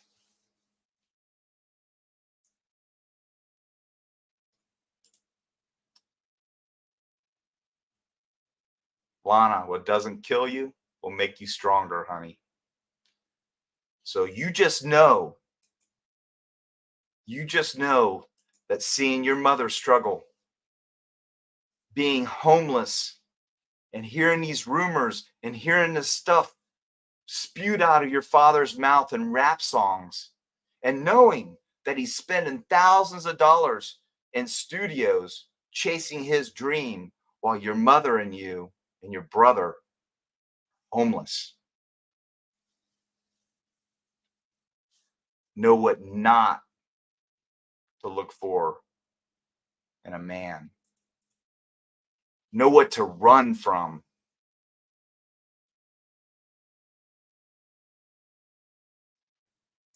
That's what I tell my daughter. That's what her mother and I tell her. Be guarded. Be smart. Be strong. And Lana, I think you're a very strong young lady. I read what you wrote at 10 years old, and that took courage. That took courage to confront this.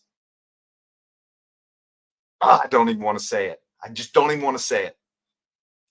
But everyone else can say it for me. Everyone else can think it. Everyone else can show it.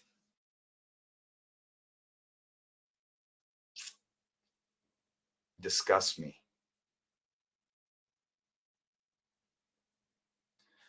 So, go back to that picture of T-Rev holding the GAC. You know, he's a real badass, isn't he? Look at him. Little 5'4", 5'3", I think, whatever he is. Little Napoleon. Looks like him, acts like him. Just a different time. Different time.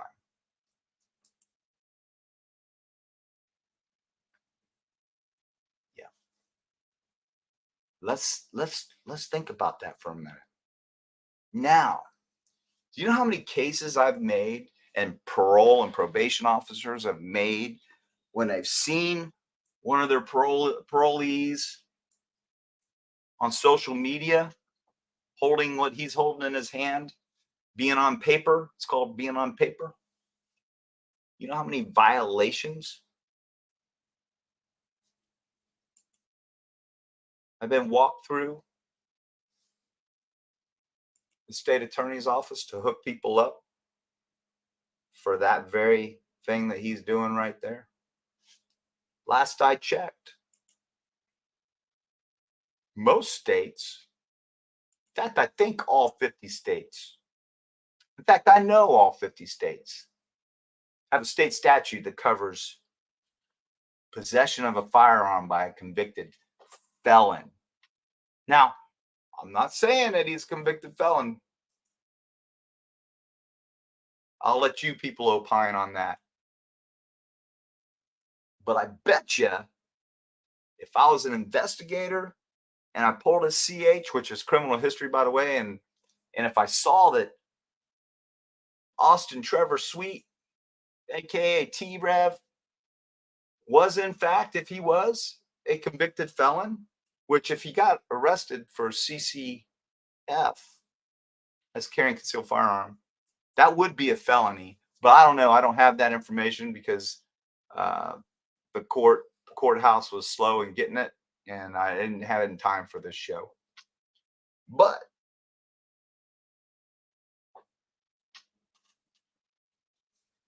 that could be a charge right there. I know he talked about his dad bonding him out. I don't know what that was about. Don't care. Don't care, everyone.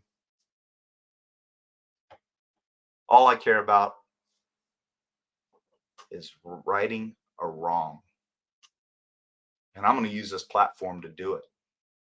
I'm going to do it a lot. I'm going to right the wrongs that I hear these other creators doing and getting paid to do. I've sent out messages already to a certain creator that's not even an American.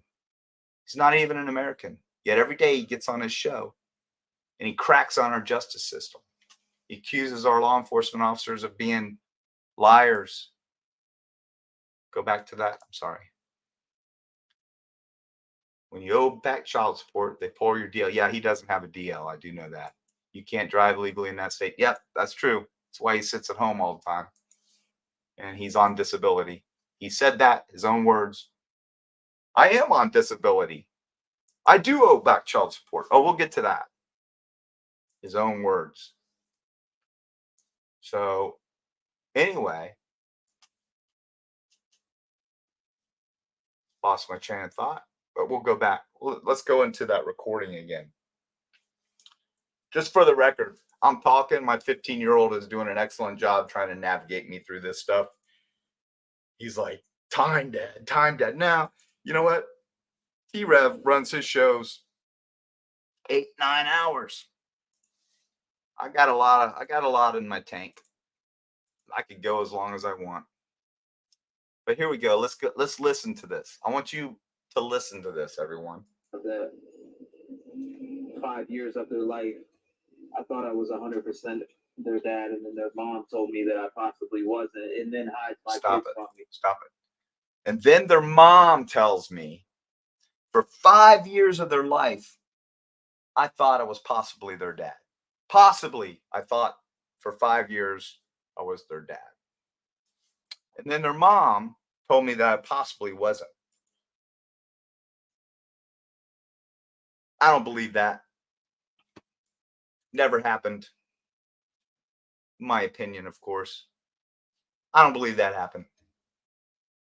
What I do believe, and this is my opinion, of course, because what his wife told me in a phone conversation was he decided he just wanted to go do his music thing and be with his boys. And in fact, in that very conversation, she said, my mother, and I'm going to get choked up again. My mother was dying in hospice. She was asking for me. And I had my 2 babies.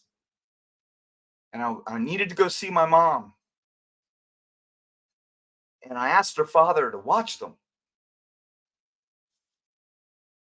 He wanted to go be with his boys and refused. She didn't make it to see her mom because she couldn't drag her kids there. And her mom died. Her mom died.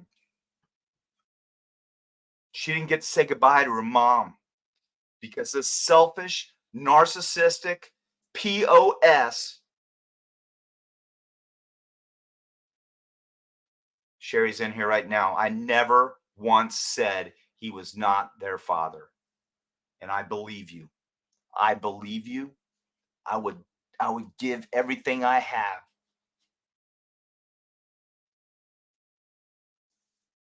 to stand up for you. I would bet the farm.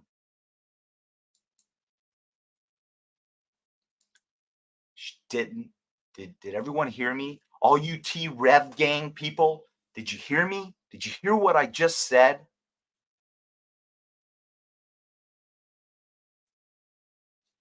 Sherry didn't get to say goodbye to her dying mother because this infantile, narcissistic, lying jerk wanted to go create some rap music with his boys. I think that's what she told me. Sherry, if I'm wrong, correct me, but I know it was something to that effect. Can't quote you exactly. I don't record people without them knowing, so I did not record you. And if I did, I would have told you.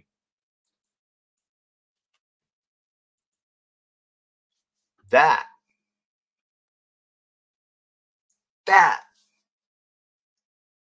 is wrong.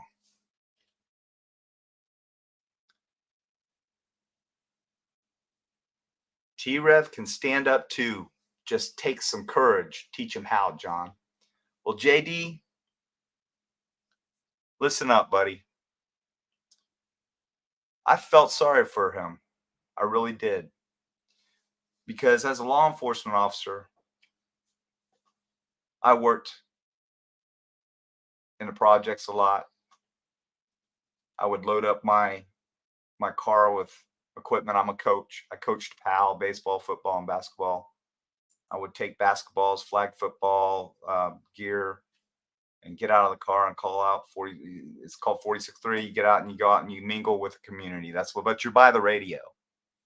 So I would community police. And it was fun for me. I was all-time quarterback. I'm sending kids on fly patterns, having fun.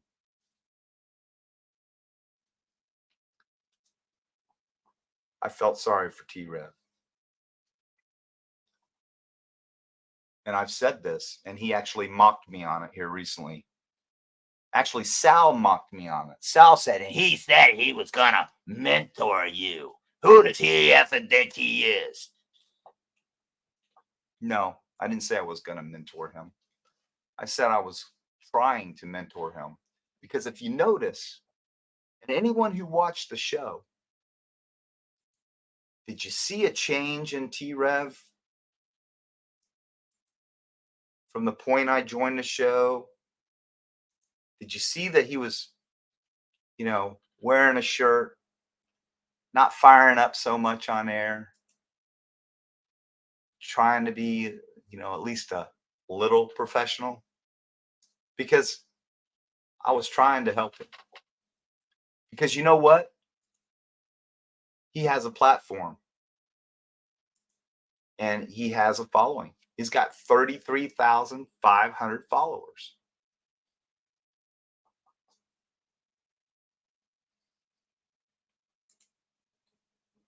That's a lot of people.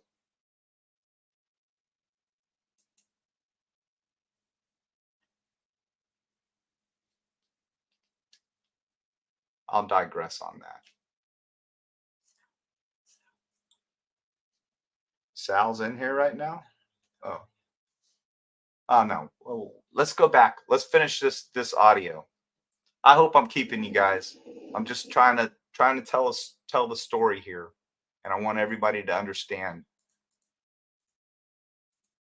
why I'm doing this. Righting or wrong.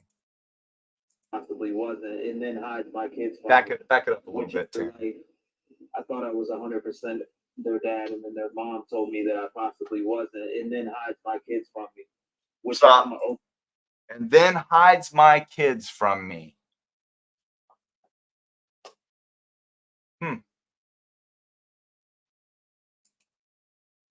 I think she's still living in the same place she was living, same state. You're not. Hide the kids from you?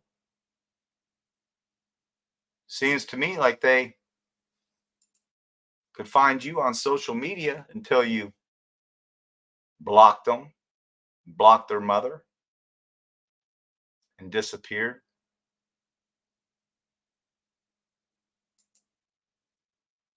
Go back to that, Tanner. Detective John, I didn't know any of this. And the most infuriating thing is when the man says, God bless you, Nellie. How many times have you heard me say that? I'll go back to that. Let's get back to this, but I'm going to go back to that. A book about, and yeah, I do owe child support. Stop. And yeah, I do owe child support. But what's the next thing that you think he's gonna say? Because before he even said it, I knew what he was gonna say. But I ain't gonna pay no child support until I know for a fact that those children's are mine.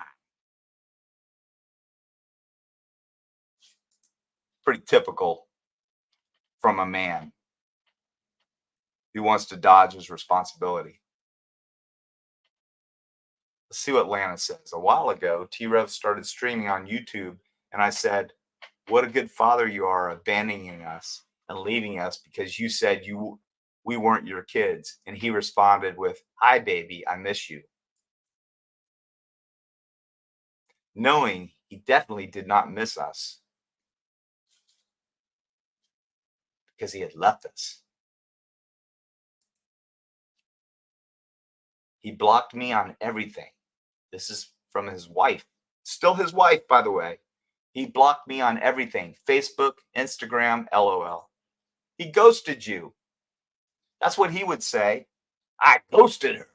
I ghosted my kids. I ghosted all of them. I ghosted Detective John. Now I'm ghosting. I'm ghosting everybody who goes to another show. I'm just gonna ghost them. His $18,000 from YouTube should be enough to cover a DNA test. Good point, Rob. Actually, the state would pay for that. He would have to reimburse him. It's like $50. Nothing. He blocked me on everything, Facebook and Instagram.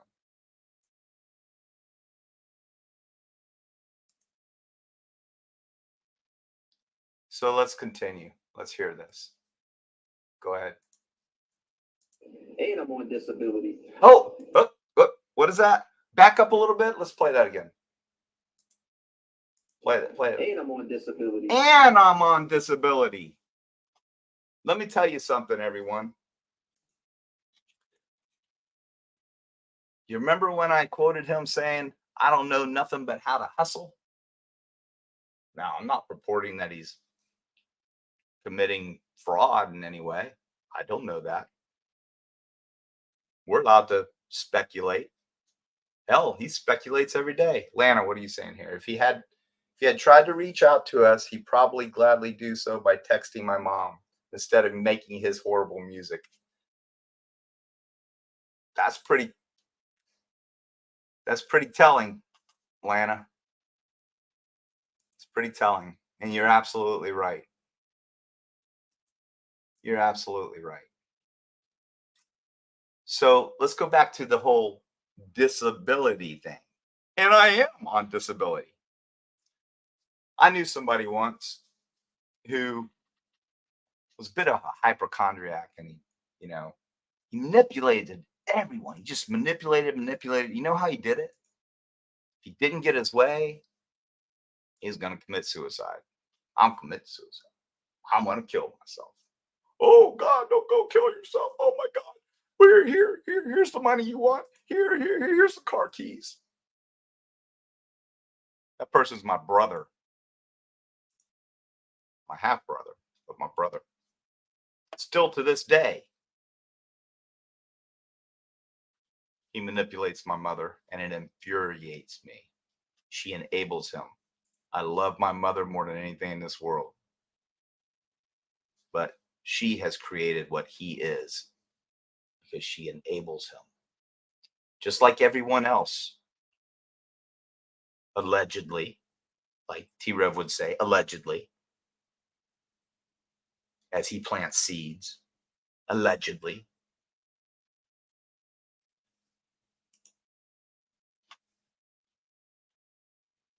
Manipulates people. So he's purported that he has mental health issues. If he does, I don't know. I'm not a doctor. I don't live with the man. Don't know anything about him outside of this show, other than what I've learned here recently, which is not surprising.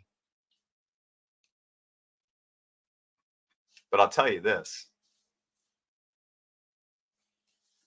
Like my Meemaw would say, every dog has his day, and karma always finds a way.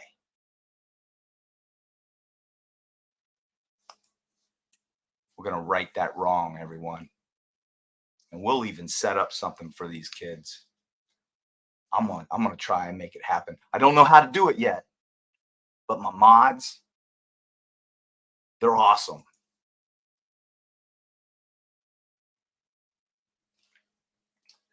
His YouTube channel is in his fiance's name, which is illegal. Gianna, good point. So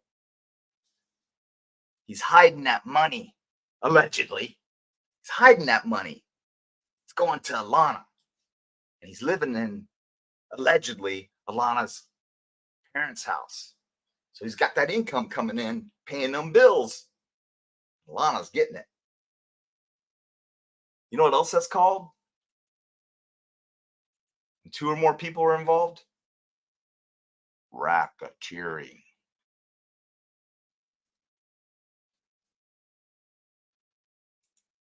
There's what's called forensic investigators that look into finances. I think, hold on a second. Hold on. Listen, everybody, listen to this.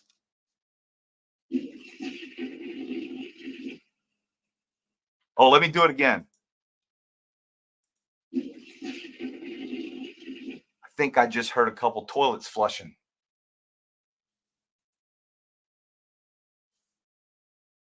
Some of those turds are going down the drain. But you know what? Tools and rocks. Seriously, let's give it up, John. He seems like he's been streaming for years. This is his first show.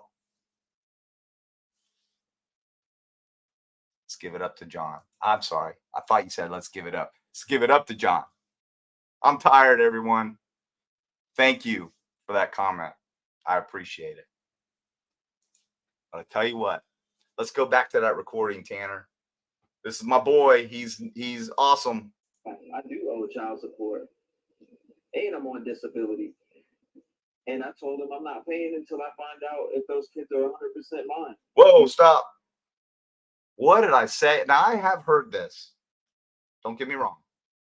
So I'm not leading anybody to believe that I've got this crystal ball. But I knew that's what he was going to say. Just leading into the articulation of that sentence. But I'm not going to pay nothing until I know those kids are mine.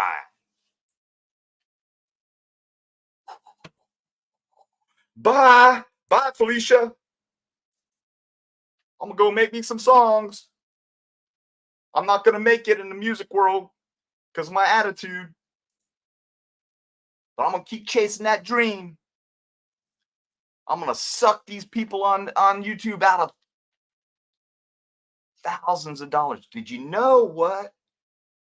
You know what his YouTube channel is projected to make this year?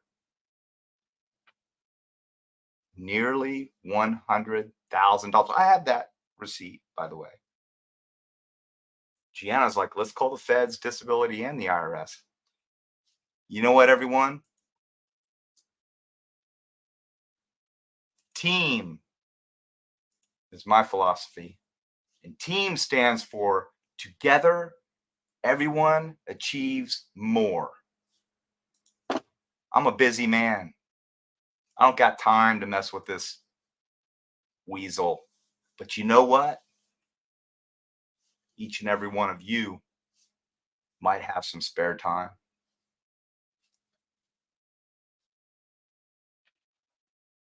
Make it happen. Do the right thing. Let's right a wrong. Let's use a platform to right a wrong.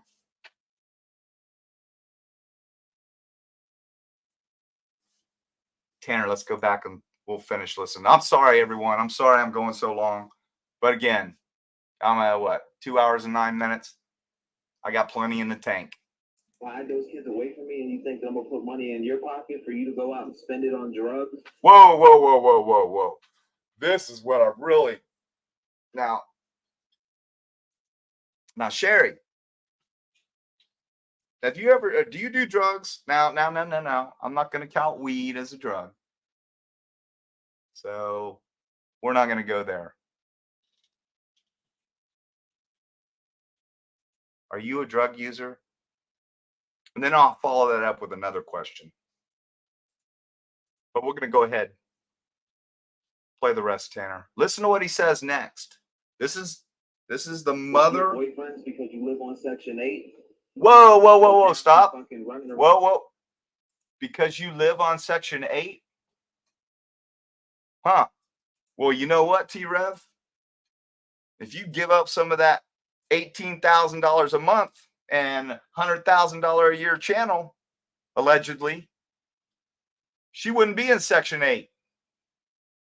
Oh, Angelica 1411. Here we go. This is one of his main supporters right here. Angelica 1411. Does that mean information 411? I don't know. Obsessed much, Johnny? Angelica? You are just clueless, lady.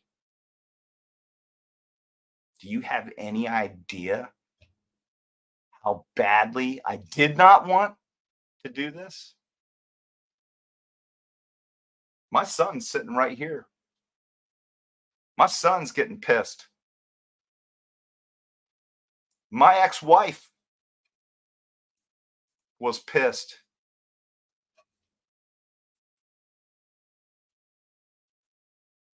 I'm a bulldog. I'm a fighter.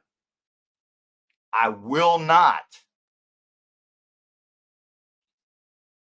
leave that up, Tanner. I will not allow a man like this. Nah, he's not even a man. He's not a man. He's a weasel. He's a weasel. He's a snake. He's a serpent. His wife is saying right here, Sherry, what's your last name? I know you got Fager on here, but isn't it actually Sweet?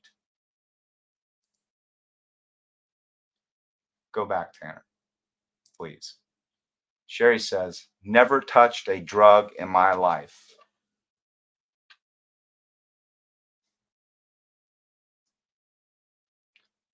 But according to T-Rev, you're not only a drug addict and you live on Section 8 with his 2 children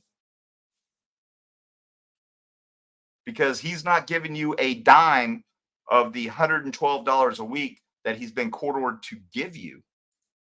But, and yes, I was on, here's Sherry again. And yes, I was on Section 8 many years ago, but that didn't stop T-Rev from living with me in 2017 while you were on Section 8. And 2017 is when he got pulled over with a gun, correct? When you got pulled over and he had the gun and tried to pin that phone on you. And then you bailed him out. And then he took flight. He absconded. How can any of you still support him? His daughter and wife are in here. Gianna, good question.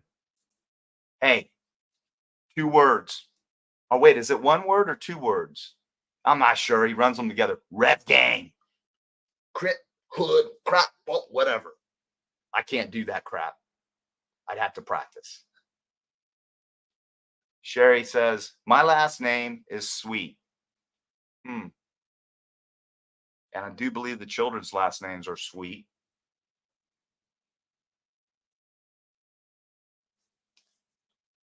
Sweet. Bittersweet. Bitter. That's what I'm worried about your kids being, is bitter. Don't be bitter. Find the love in your mom. Don't ever give this man the time of day, because he's gonna try to reach out to you now. He's gonna try and make it right Because you know what? All of his minions and his whole world is about to come crashing down. His whole image is falling apart.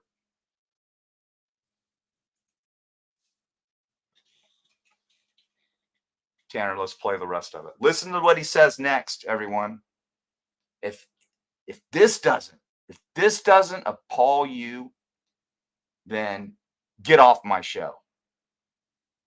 Don't ever come back. You live on Section 8, but now she's fucking running around, has like 10 different baby fucking daddies. That's my mistake. I live in the truth, bitch. I live in Whoa, stop. Stop. What did he just say? Play that again, Tanner. 10 different baby fucking daddies. That's my mistake. I live in the truth, bitch. Oh, that's my mistake. I live in the truth. Sorry, everybody, for the language. I didn't say it. That's from T-Rev's mouth. Dogburn, Johnny, but what's that say? Dogburn, Johnny Glove's dead floozy mother. I don't know. What should appall you? I don't know. I don't know, Dogburn. I have no idea. The flies flying around the crap in your yard. Should that appall you? I don't know. Bad breath. Should that appall you? I don't know. Poor hygiene in general. Should that appall you? I don't know. A man who doesn't take care of his kids, yet makes well over 100 grand a year, allegedly, and funnels it through his girlfriend's parents, allegedly. That should appall you. His daughter is in this show. I didn't ask her to be in this show. My mods told me she was in this show. Did they know this show was going to take place? Yep. These kids probably need some therapy. But you know what something tells me? Something tells me Sherry's a very strong woman. Something tells me, because she told me 5 o'clock in the morning comes along really quick, John. I'm just, I'm sorry I didn't get to talk to you yesterday. I was just exhausted. I've got the kids to take care of. And 5 o'clock comes along really quick. God bless you. God bless you.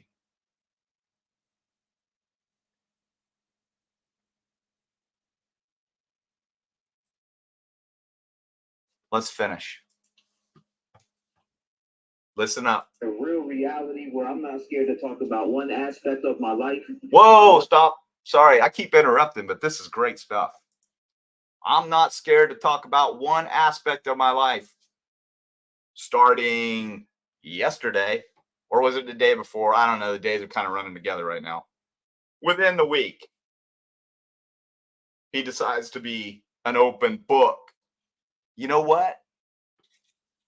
I'm a little smarter than that, everyone, and you all should be too, because I've been sending little hints out there to shut him down and shut him up and tell him to leave me alone and just do your own thing. You know, you guys you're creating something that is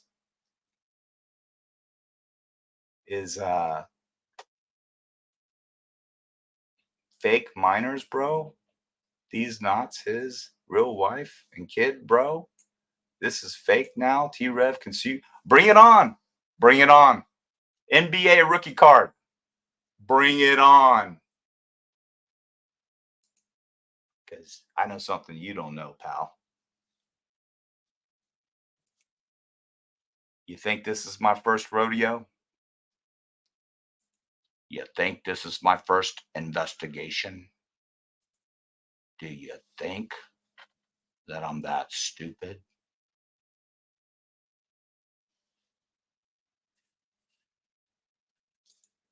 Sports Z, what does she say there? I'm sorry. Was that something I should have read? I'm not exactly sure I do watch this show enough, but I heard him bragging a couple times, say big things are coming for the channel on Netflix and Paramount. Oh, yeah. Oh, Mr. T-Rev thinks he's going to be on Netflix and Paramount. And you know what else he said the other day? I'm going to find out because, I did work a bunch of cases with FBI agents. So I've actually got one FBI agent right here in town. That's a relatively good friend of mine that I worked many cases with. So I respect Jennifer Coffendoffer, but she didn't vet this man because I can guarantee you,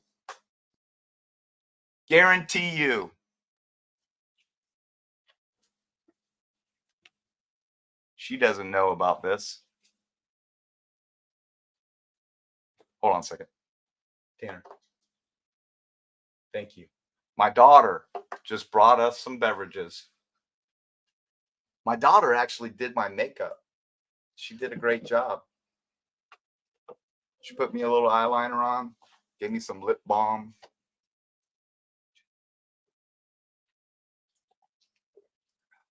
It was a joke, everyone. We got pictures. We made a family moment out of it. Say hi, Charlie. Hello. Hello.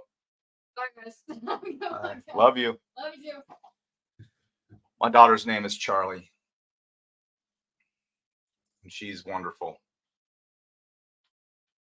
So let's go back to what that person was saying there. What was that person saying? I love it when people make asses out of themselves. How is this helping find the murderers of those for innocent souls? Dogburn, Johnny Globe, blah, blah, blah, blah, whatever your name is. It's not. Do you see the title of my show saying anything about any? This is my first show. What? Spelled what wrong? Oh, yeah. And 4 is. Did you spell that right? Did you mean the number 4? Like FOUR? I'm just curious. Ask him for a friend.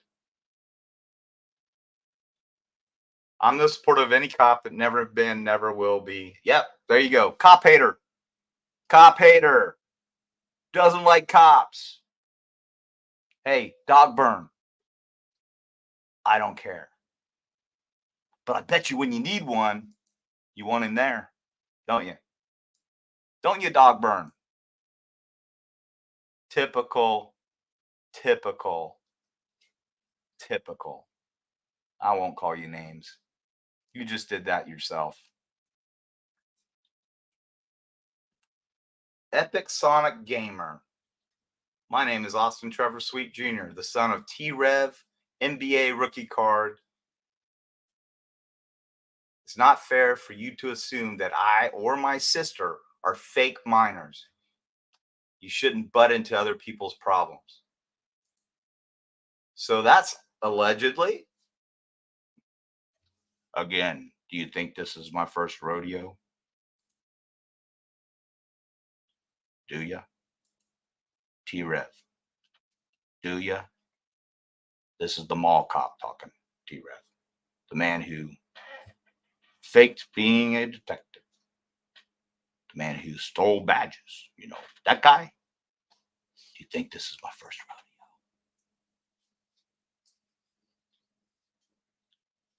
Thank you, Austin Jr. Brave kid right there. He's a sophomore, by the way. I bet you I bet you his dad didn't even know that. Good looking kid.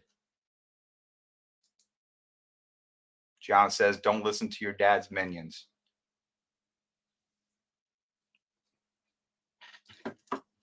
So let's finish this recording here. Wrongdoing, and people may find something wrong with that. But I'm sorry, I live in reality where I can talk about the truths of my life. Whoa, stop. No, he can rap about the truths in his life. He can't talk about nothing. He can't articulate a sentence.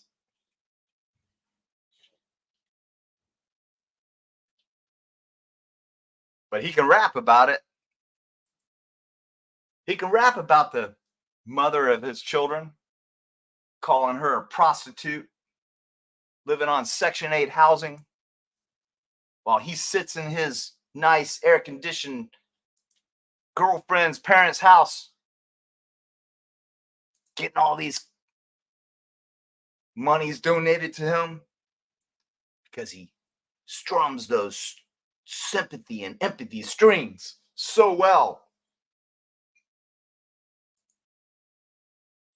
That's what people learn how to do in jail, by the way. Manipulate. And he's been in jail. And that's not alleged.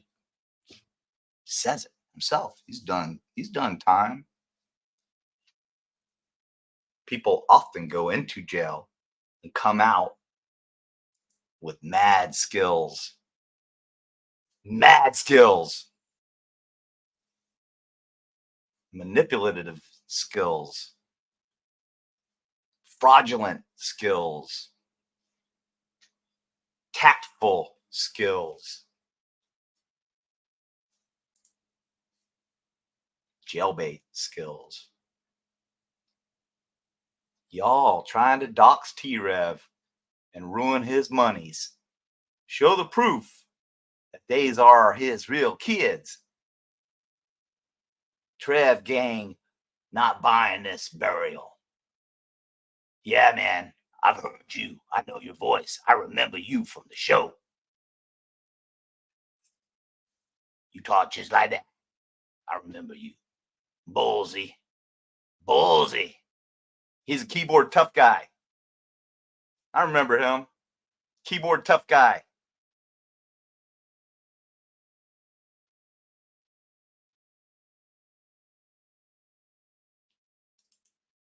Don't kick him out of the show, ladies. Don't do it. Let him keep coming.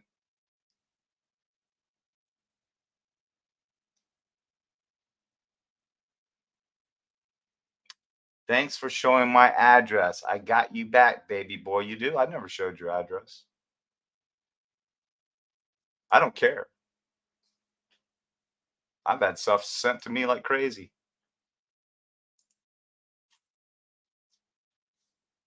Hey, Athena. You filing that money that you're getting? Does IRS know about it? Hey, I'm just asking for a friend. Does the IRS know about that money? Does your mom and dad know about the man you're laying up with?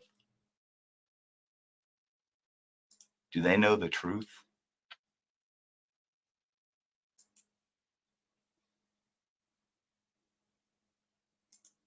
I think, go back, Tanner. What that 2 post? Want to see 2. Go back. Go back 2. Somebody said something about the kids. Sherry, are the kids handling this okay? I asked Sherry that. Sherry sent me a long message.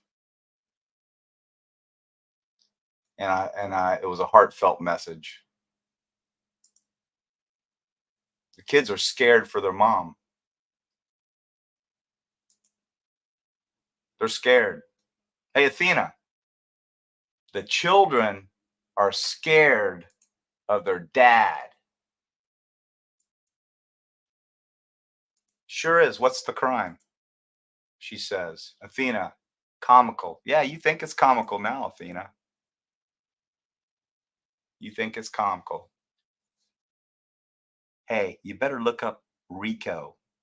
It's RICO.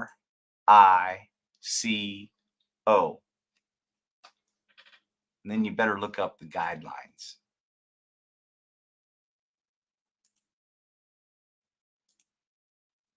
You might want to think about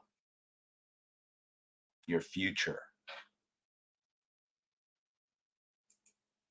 I'm a clown. Go back to that, Tanner. Let me read that. I'm sorry. I'm replying to comments. Clown. LOL. They are comical. I'm not laughing.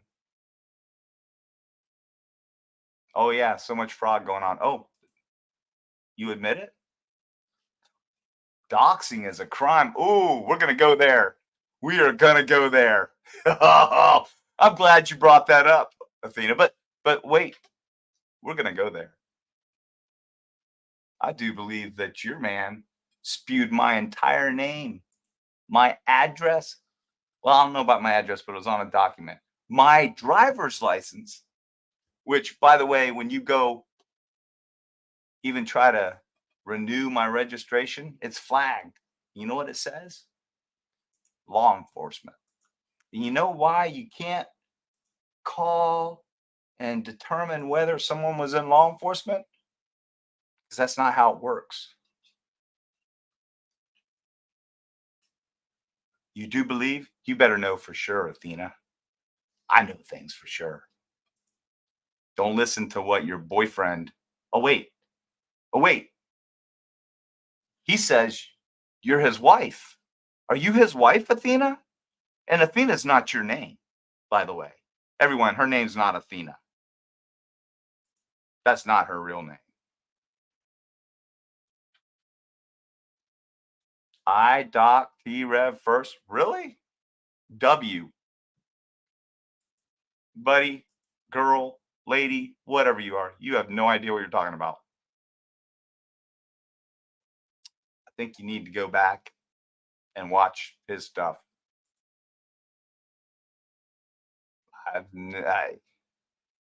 You're gonna be surprised. Oh no, you exposed what everyone knows. My name's Tap. No, never said it. I don't say it.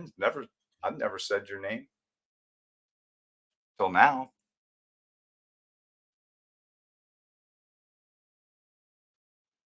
John, like you aren't a homicide detective. You old fart. I'm an old fart. Yeah, I'm an old fart. I am an old fart. Let's go back to this because you guys are just total entertainment.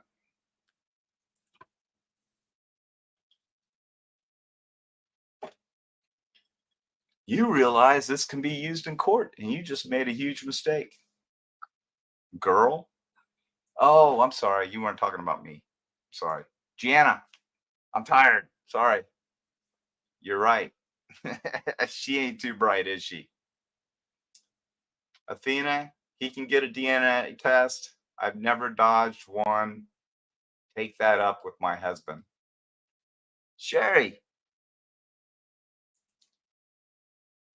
why would you have to dodge a DNA test, honey? You really cracked me up, Athena says. Is she talking to you? Is she talking to the mother of T-Rev's children? Are you talking to me, Athena? I'm glad I'm providing entertainment for you. He didn't want to pay for the DNA, just like he didn't want to pay for the divorce I've been asking for years. You know why he doesn't want to pay for the divorce? Let me educate everyone in case they didn't know. When you get a divorce and you file, you have to provide an address so that you can be properly served. Sherry, did you not just recently actually found out where T-Rev has been living all these years? He's been said, bring the divorce. He been said, bring the divorce. You're not blocked, Athena says. I don't know. This is between y'all. Exploitation of children. Talk about facts. Angelica, name it. Children are only exploited if their parents don't give permission for them to do things. I think her mom's right there. Their mom's right there. I was present when they were on the phone. Allegedly. I don't know. I mean, I don't know. I didn't ask them to come on the show. They came on the show on their own.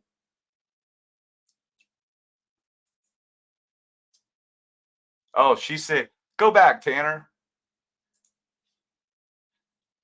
Athena, what are you like? Are you like 19, maybe 20? You look awful young. I mean, it doesn't. You're talking about adult things here. You're telling T Rev's mother of the children that she should pay for the divorce when he makes thousands of dollars a day, allegedly. I mean, he told me.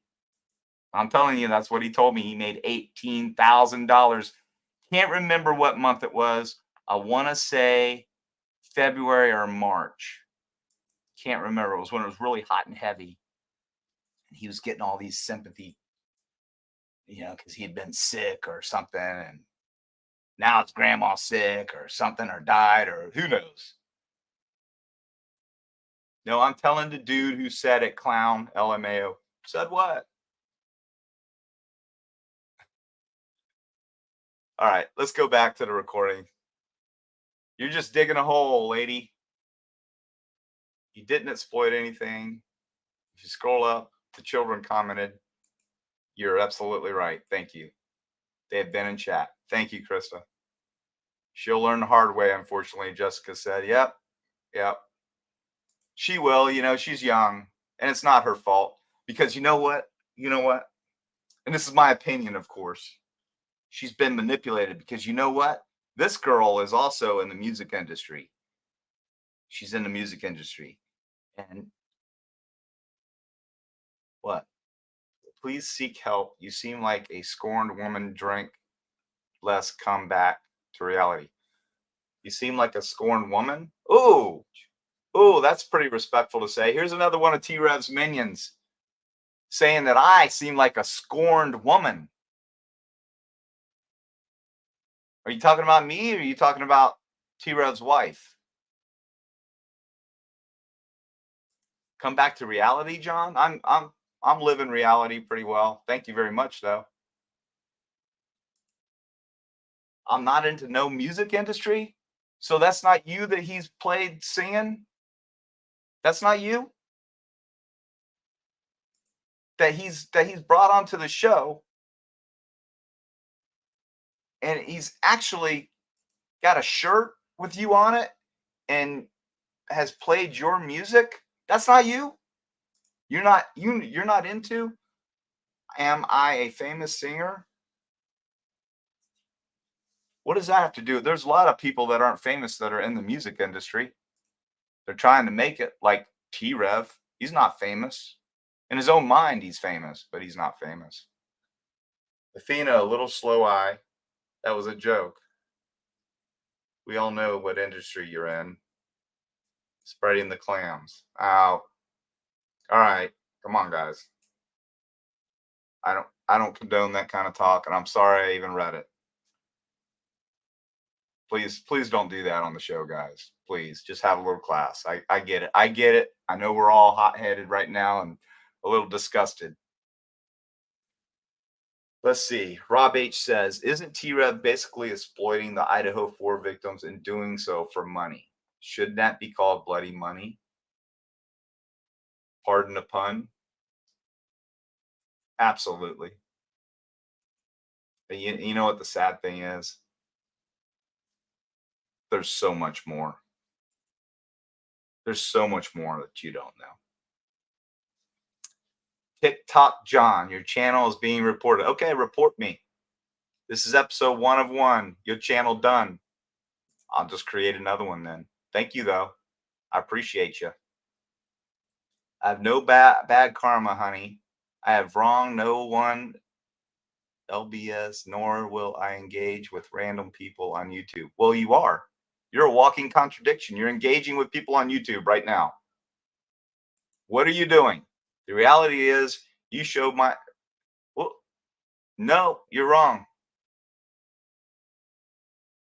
Gina, don't I have screenshots of you? Go back. You begging MFers, literally begging to talk to you. Let's not cry. I don't know, Athena. What do you got? Why don't you share those screenshots with us? Make your case. Stand by your man. Stand by Napoleon. I bet you're taller than he is, too. So enjoy your night. Good night. Bye-bye. Bye-bye. You'll probably be taking T-Rev to the hospital tonight with one of his hypochondriac panic attacks again. I can guarantee you. Be prepared. I don't have any empathy, people. Sorry. Don't have it. Does not exist for people like him. I ain't sharing shit to your stream. Thank you. Don't let the door hit you in the booty on the way out. Write a rap song about it. Want to hear it? Here it go. Nah, I'm not going to go there. All right, let's finish this. This back up a little bit. I want to play back up about 10 seconds there. There, let's see. All right, let's listen to this. Reality where I can talk about the truths of my life without hiding anything in my closet, bitch. Test me. Stop. Without hiding anything in my closet, the B word. Test me. Athena, did you know that your man really said all this stuff? I'm a old man who sits on YouTube mad because T-Rev kicked me off of his show. Oh well, I'm gonna prove you wrong there. T-Rev didn't kick me off his show until after I said I was going to start my own show. There's receipts. Let's ask ourselves, where did your views come from? Where did my views come from? What are you suggesting here? What are you suggesting, young lady? That my views are my views? That T-Rev gave me my views? T-Rev taught me. T-Rev taught me everything that I know, everyone. I rode T-Rev's coattails. No, I rode his coattails, guys. Can someone please confirm where this audio of T-Rev is from? His YouTube stream or phone call or something? Where's this audio from? Well, let's just say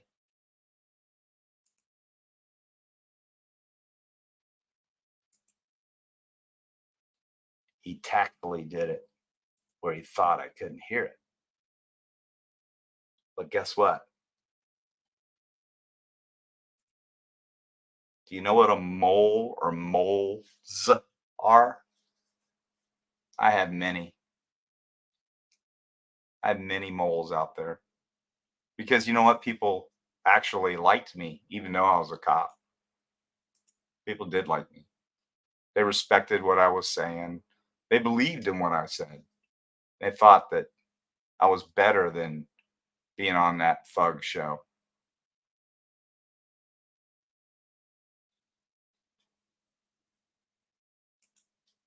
So let's finish this recording. If we can. I don't know if we can. Was that done? Let's go to the very end. I want to hear the very end one more time.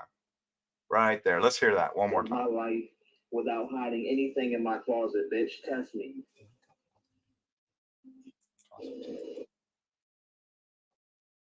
Test me, he says. No one likes you, clown. They all asked Rev to kick you off, and he finally did. I'm glad you think that. You know who asked to kick me off? His mods. His two people that were on panel that, you know what? No one wanted to hear. In fact, one of them people could not stand. T-Rev actually called me and had a conversation about it. And then he tries to say that there was a text that never occurred. Well, no, it occurred. I guess it's my word against his, but I'll let everybody opine as to what they want to believe or think. They don't like me. Yeah, Lavender Girl says, don't bite, DJ. I'm not gonna bite.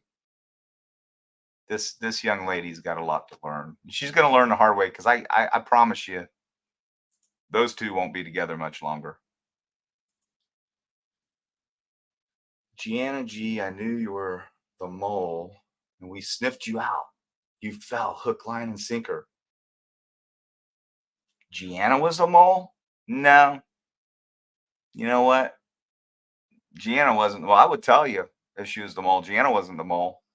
Gianna just came on yesterday and made her first comment to me, and I learned that she was a supporter. Jimbo Jones says, Athena, nobody was doxxed. And by the way, people get doxxed all the time on YouTube and nothing happens to them or their channel. Additionally, doxing is not a crime because it's public info. You're right, Jimbo, when it is public info. You're absolutely right.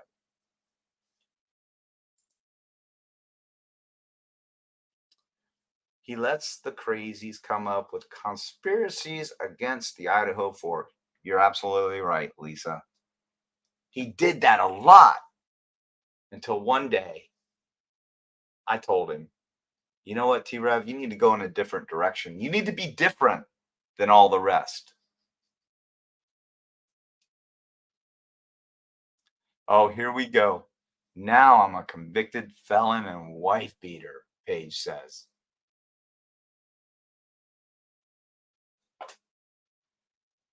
That's some good stuff right there. That's some good stuff. Better learn how to read, Paige. Know what Noel Prost means. You don't know what you're talking about. But that's the kind of stuff that's going to get you in trouble. To go on for 2.5 hours about your hatred for another YouTube creator is just lame, especially show one. Whoa.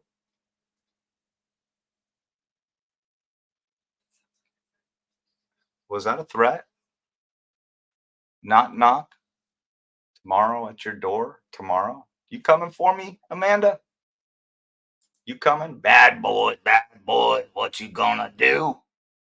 What you gonna do when they come for you, T-Rev? I bet you can rap the crap out of that song. I bet you'll be dreaming about it tonight. You know, again, I'm gonna say it once again. This is not, and the mods that I brought on this team will attest to it. This is not at all what I wanted to do. Shelf door. I wonder if John beats his daughter like he did to his wife. Wow. I hope my ex-wife's still in here. Oh wait, no, she's got to go to work early in the morning. See, shelf door. I have never in my life laid my hands on a woman. Ever. In fact, my son's right here. I'm going to ask him. Have I ever even spanked you, Tanner? No. In your 15 years, have I laid a hand on you? No. And anyone who talks about that has no idea what they're talking about and honestly can just leave. Like, we don't need you. Did I ever lay a hand on your mother? No. Did your mother ever lay a hand on me? Oh wait, my daughter just came in. I heard that I was in the comments section. Oh yeah. I was mentioned. Go back, Tanner. I want to show my daughter what this person just said. Let's see. I wonder if John beats his daughter like he did his wife. LOL. I can attest that has never happened, y'all. Let me just tell you. Come on in here. Put your face in here, daughter. Okay. This is a family affair. Come on in. Oh. This is my 19-year-old daughter. Hey guys. Hey. So this person, Shelf Door, said, I wonder if John beats his daughter like he did to his wife.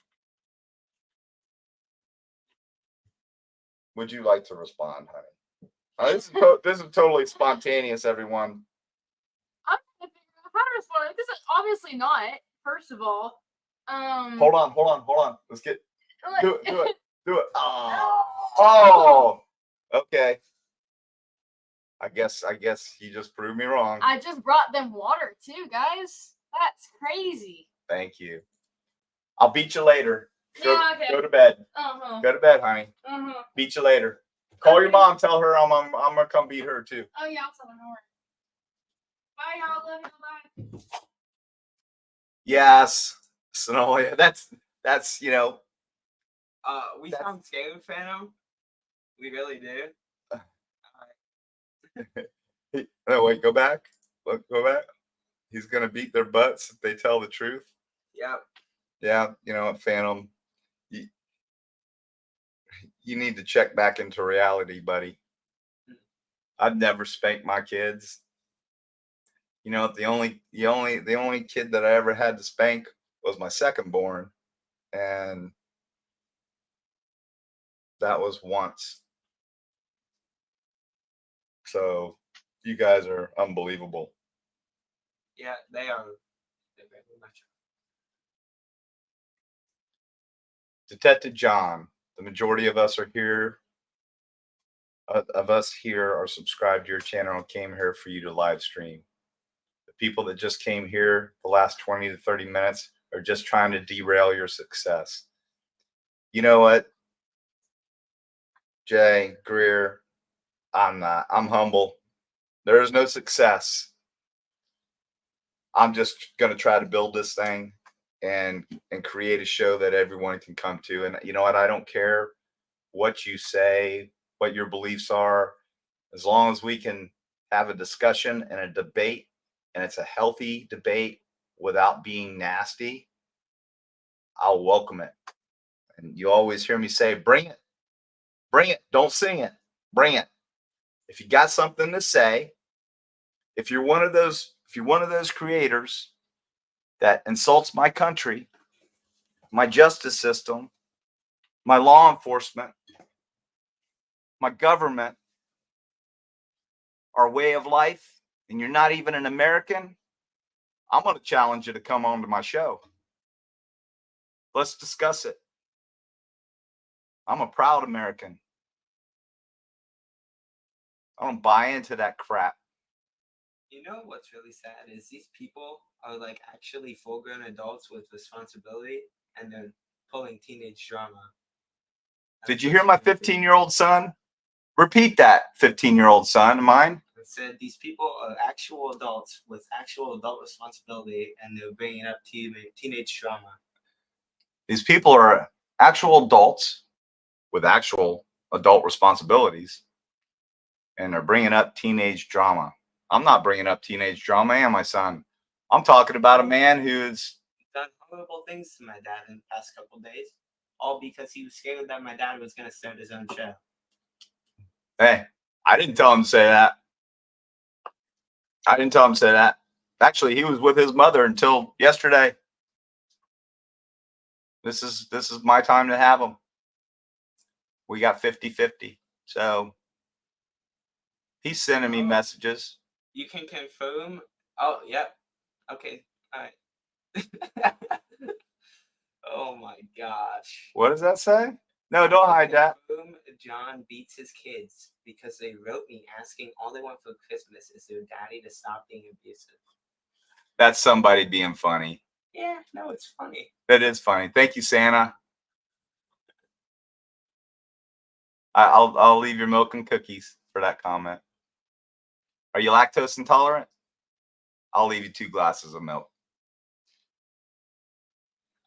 All right. So what else we got here, Tanner? We're gonna try and get through this. There's not much more people.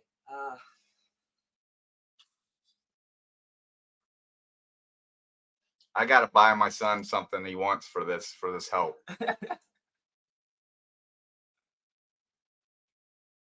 All right, where are we going? I mean, we can play the Sal video. Oh, hey, I wonder if Sal's in here. Sal, you know, Crying about Santa. this guy, Sal. When he first came to the show, when I first came onto the show, I was actually pretty hard on the investigators in the Idaho crime scene because the things that I was seeing were just kind of driving me crazy a little bit. I mean, they should have bagged the windows. We should not have been able to see the techs inside of that location doing their thing. Should not have been able to see that. And yes, the defense is going to use that video you watch where they're not wearing their protection devices, they're walking in and out of the house without changing their booties, they're doing all kinds of stuff. Now, yes, it's very easy to eliminate one's DNA because if you're an officer and you get in there and you cross contaminate, they submit their DNA as well, and then that is eliminated. Okay, yeah, that was John's DNA. We know he didn't commit the crime, so we can throw that out. It was cross contamination. That doesn't mean you should not practice proper technique. The reason why Sal is so angry is because everyone hated him as a child. He grew up much like the Grinch. Santa, you nailed it. Did you know Sal? From what I was told, I don't know if this is true, but he's an Elvis impersonator. I think he said that. I don't know if I heard it or somebody told me. It's all speculation. I don't know. Allegedly. Oh, Angelica, 1411. Here you are again. You giving us some more 411? You giving us you giving me some 411? I've been here for true crime, not child. So you came here because you wanted to really come to my show. Angelica. Now. I did see those pics. Thank you. But he said earlier in life, he had another photo of him in the blues. He didn't show yet and might near the end. Oh, yeah. Yeah, that's coming. That's coming. Paige, you'll see in a second. Paige, you'll see it. And T-Rev did have this stuff. And T-Rev went on a tirade on the show one time saying, I vetted him. You guys need to quit asking this stuff. Do you think I would have a detective on a show that wasn't really a detective? Do you honestly think that? Not sure if that's an exact quote. I vetted him. Because he did. I sent him pictures. I sent him all kinds of things. But what you guys don't know, and if you remember, I want you guys to dig into your gray matter. If you listen to his show, he made a comment one day about vetting me and said that I was a retired detective. I immediately corrected him. No. T-Rev, and I told you this before. I am not a retired detective. I did not retire from the police force. I went into the private sector after I left the police force. Did not retire. Hence why I don't possess a badge, because you don't get a badge unless you retire or you go out on disability. Didn't go out on disability. I chose to go into the private sector. So Detective John doesn't have a badge. I have some memorabilia and some discarded uniforms that I was allowed to keep. I even have right here. Look at this. What is this? Can you see it? Oh, you can't because of my screen. Anyway, it's a police vest. It means it was never prosecuted, meaning any charge were dismissed, right? That's called null pros. Null pros. And you know what, guys? You better learn the law. That's all I gotta say. Before you run your mouth and you post things and you say things, gotta look up nullo pros. I've actually brought it up on shows before, defined it for people. That and res gesti statements, talked about all kinds of stuff. Talked about suppression hearings, how they work, why Ann Taylor is using words He's playing the word game. Why Ann Taylor? And there's one person in T-Rev's show seemed to like to plagiarize everything that I said. She goes on another show and she goes, "You remember when when I said that Ann Taylor wrote that response, and she was slamming the state, saying the state is withholding evidence." If you read that response, it was the most unprofessionally written document I think I've probably seen in a long time. And I've seen many. And I immediately said, she dropped that document on a Friday afternoon so the judge wouldn't see it. And then it would get posted by the clerk. The clerk would post it in there and everybody would see it. And we would get to opine and talk about it all weekend long. That's why I went after that other creator who was jumping up and down like she did this unbelievably. She just articulated this work of art. And it was this great document slamming the state, calling the state out for withholding evidence. And I said, I can guarantee you come Monday morning, we won't know it. But that John Judge, he's a straight up guy. He's a constitutionalist. He doesn't play any games. I bet you when he read that, I'm just speculating here. I bet you when he read that document, he was pretty upset because it made a mockery out of the court, made a mockery out of the state, made a mockery out of the entire system. It was unprofessional. And what happened after I said that? During the hearing, when they had the hearing about that document, backstroking. Woo! I'm backstroking now. Oh, Judge, I'm not trying to say that the state, and I don't think that the state is withholding evidence. I don't think they would do that. Yeah. You know why she did that? Because she got spanked. SPANKED. Maybe not. And maybe not in the presence of everyone else, but either in an email or some other means. But she was admonished. 100%, I guarantee you she was admonished. And if you don't know what admonished is, let your fingers do the walking and look it up. He trusted you in the badge you sent. Let's go there, Angelica. The badge I sent.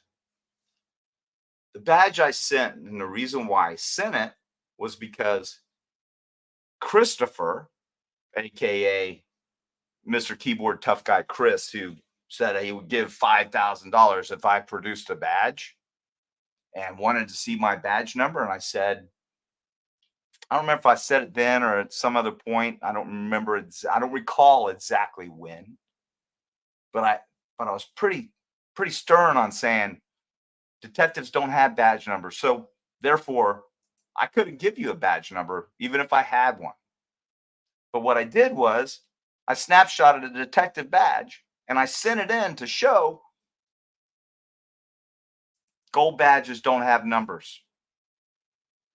But what T-Rev did, and he messed up, is he went in and he cropped out 2 gold sergeant badges that clearly say sergeant. The one that I sent doesn't say sergeant, clearly says sergeant.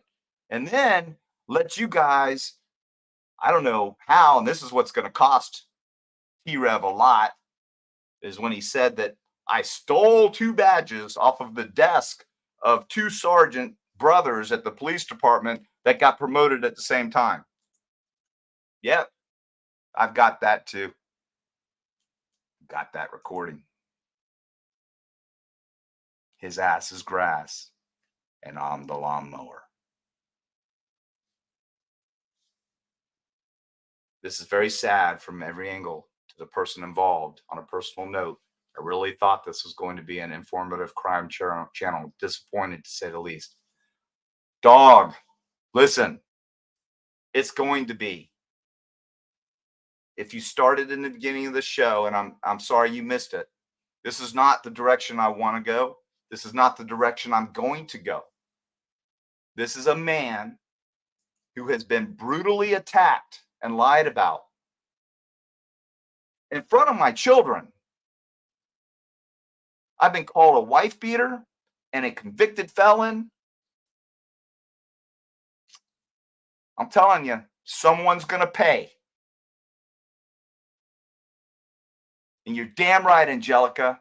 I'm pretty pissed. I wouldn't say I hate anybody. But you trying to spin it into hate, put yourself in my shoes, lady. And dog, I understand. If you were to tune into this show right now and heard me on this rant, because I am ranting right now, because now I'm getting emotional. And I try not to get emotional. But I do. I'm human. Rabbit hole ramble. Yeah, that's what it is. It's a rabbit hole. You talking about me creating a rabbit hole, or the rabbit hole that I'm rambling around that was created by me? I'm not sure. I'm sorry. I'm getting tired. I'm old. Like somebody said, I'm an old fart. Jeremy, thank you, buddy. Jeremy's buff. I feel bad for you and your children, John. That's not cool. Gianna, thank you. My kids know the truth. They don't have to. They actually are much smarter than I am. They really are. So, they were raised right. They're Christians. They take it on the chin, but they fight, and I fight. I'm glad DJ has his own show. I don't agree with him most of the time, but I like to hear his perspective on his own format. Rabbit hole. Hey, I appreciate it. We don't have to, we can agree to disagree. We don't always have to agree. But I can tell you, I'm not that typical cop, everyone. I have many friends that were cops. I go to a reunion every year. We have what's called the 990 reunion. That was our address of our old police department. I go every year. We got another one coming up here in a couple months. I love all my peers. Love every single one of them. I would still die for every single one of them. Because it's a brotherhood and it's a bond. And it's not the brotherhood because we got each other's back and we lie for each other. That ain't what it's about. It's about going out there and towing that line and protecting people and doing the right thing and trying to make a difference. That's why I became a cop. You did a great job. It was great to see your ex-wife in here to support you as well. You know what? I'll be honest. Divorce ain't pretty. And our divorce in the beginning was pretty shaky. And I don't think most I would say most divorces are pretty shaky. And we had our ups and downs. But you know what? There came a time where I think we both looked at each other and were like, whoa, it's not about us, it's about our kids. And we could do this together and be much more efficient. We can share custody and make it work. And we have. But you know what it's about? And I'll say it. I've made more compromise. Not saying anything bad about Lynn. I've made that compromise to make it easier on her and them because their school is closer to her house. So yeah, I've done that and I don't complain. But you know what? My kids are thriving. They're happy. They don't want for anything. They don't even want for love because they have it. But Austin and Lana, they've only got their mom. Angelica, I'm not obsessed. I'm not obsessed.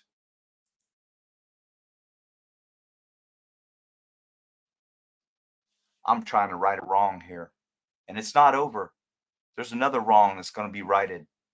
And it's going to be almost as bad as these two children's story. I promise you. People are going to know the truth.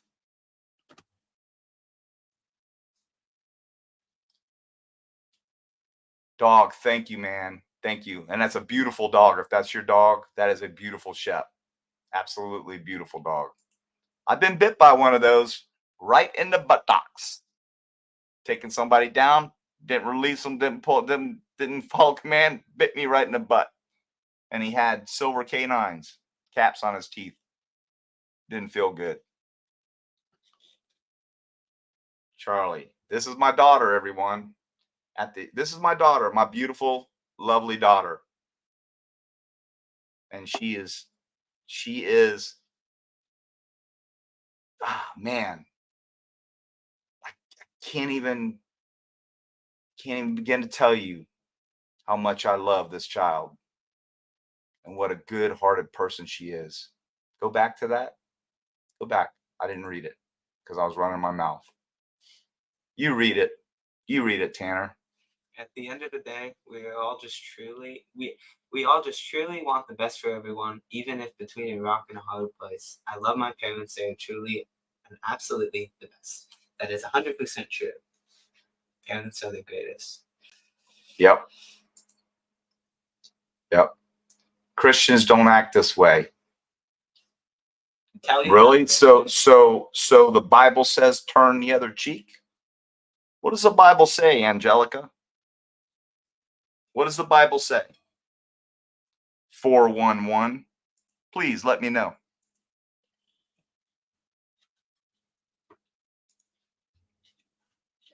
Come on, Miss Wise Lady Angelica. I want to hear it. Please tell me what the Bible says. All right, let's move on. Let's finish this up.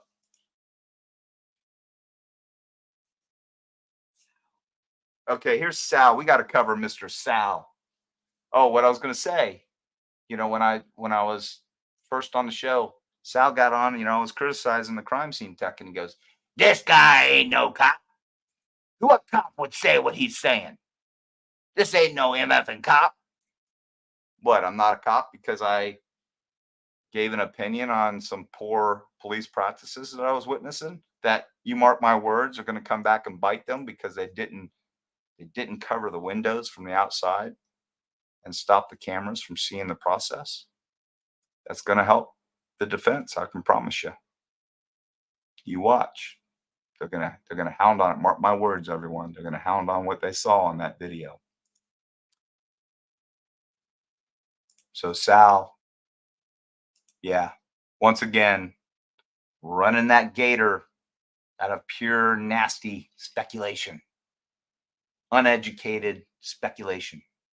But people love you. You know why they love you? Because you're genuine. You are who you are, and you don't fake anything. You don't fake a damn thing, Sal. You are what you are. I'm not saying that's a bad thing. You're a character. I love listening to you. You crack me up. And I think you cracked yourself up. Angelica, we know how it went down. And honestly, we don't really need you here, so you can go ahead and leave, What is it? What did she say? No, what did she say? I have no idea what you have told your own kids, but it didn't go down that way. Wow, you've done good. I think she meant you've done good.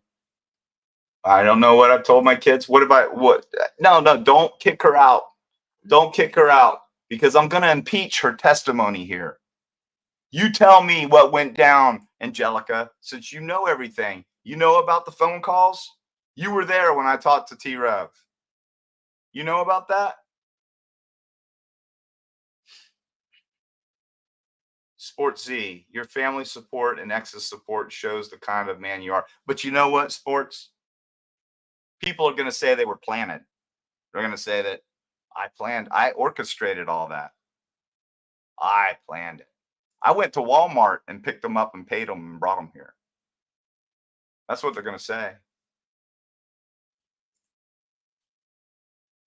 So let's get into Sal real quick.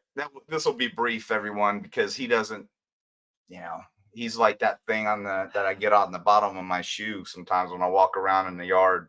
I just kind of scrape it off. But let's listen to him. He's a low-life motherfucker. Oh, stop. I'm a low-life MFer. Okay. And what are you, Sal? You sit at home in your little pathetic life, smoking cigarettes like probably 10 packs a day. I'm just speculating, but every time I see you, that's what you're doing. And then you get on T-Rev's show all day. You're on there as much as he is. You must call in 50 times a day. Angelica, the only person who's showing hate is you. I don't see anything but hate, Angelica said. Yeah, I wouldn't call it hate. I would call it tenacious defense for my character, for my name. I was called a fraud. I was told that I stole badges. Then I bought my Kmart police or Walmart. I went to Walmart and bought my police attire. I was told that I was a convicted felon, all in an attempt to discredit me because I wanted to branch out and start my own thing because, you know what? That show has its own little niche that I don't want to be a part of. Now, there's a lot of good people. I'm not saying that all of T-Rev's subscribers are bad people, but a lot of them are like this, and whatever her name is here. What does Papa Sal and T-Rev have to do with crime analysis? Courtney, good point. Why don't you ask them that? Why don't you ask Papa Sal and T-Rev why they decided to come at me? Why, when I was on another show, they sent their minions in to that show and harass, and I will say harass 100% the creator of that show. Sent in eyes, literally showed the eyes without any verbiage, just the eyeballs, in an attempt to intimidate this creator, saying, "I'm watching you. I'm T-Rev, and I'm watching you. Watch what you say, because I'm T-Rev. I'm God. I'm the man. Nobody is going to take my time slots." Angelica, I'm going to say this, and this is the last time I'm going to speak to you, so you might as well just kind of knock it off for tonight because you're a waste of time. I don't hate. I'm not that kind of obsessed. I have a life. Then go enjoy your life. Go back to the T-Rev show and support the man that owes nearly $50,000 in back child support and has turned his back on his kids and gets tons of money from you, probably sending him donations every day, and can't even pay $112 a week in child support that he's court ordered to pay because he thinks that these kids all of a sudden aren't his. The karma train is coming. It's coming down the track. John, can you talk to Sherry and set something up with her so we can donate to her to help her with these kids' school supplies? And it said, Gianna, I will absolutely do that. I will send her a message tomorrow and we will make something happen. Again, I don't know, excuse my ignorance, I don't know how to set that up because I've never set up a charity. I've participated just in chat, but I guarantee you, my A-team mods, they'll figure it out and we'll make it happen. And that money will go 100% to those kids. 100%.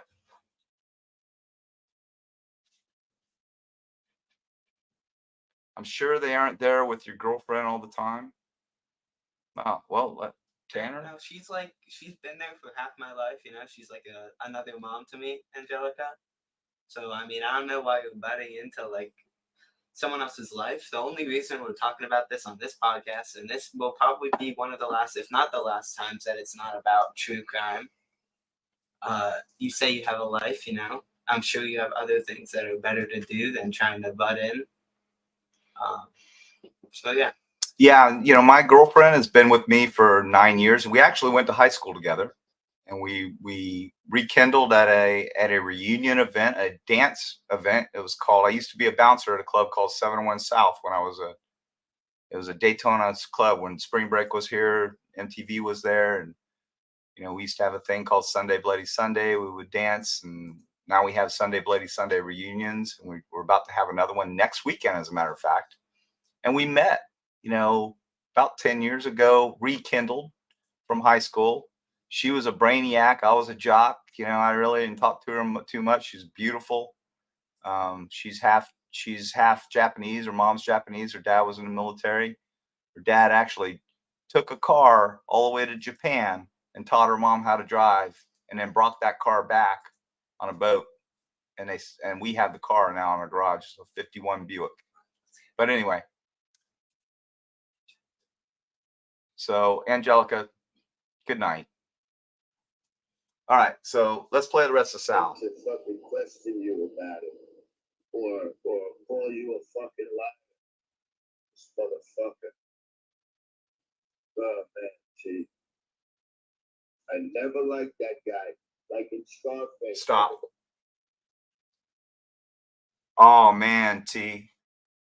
Oh man, T. Guess what Sal's realizing right about now? Realizing that train is coming off the rails.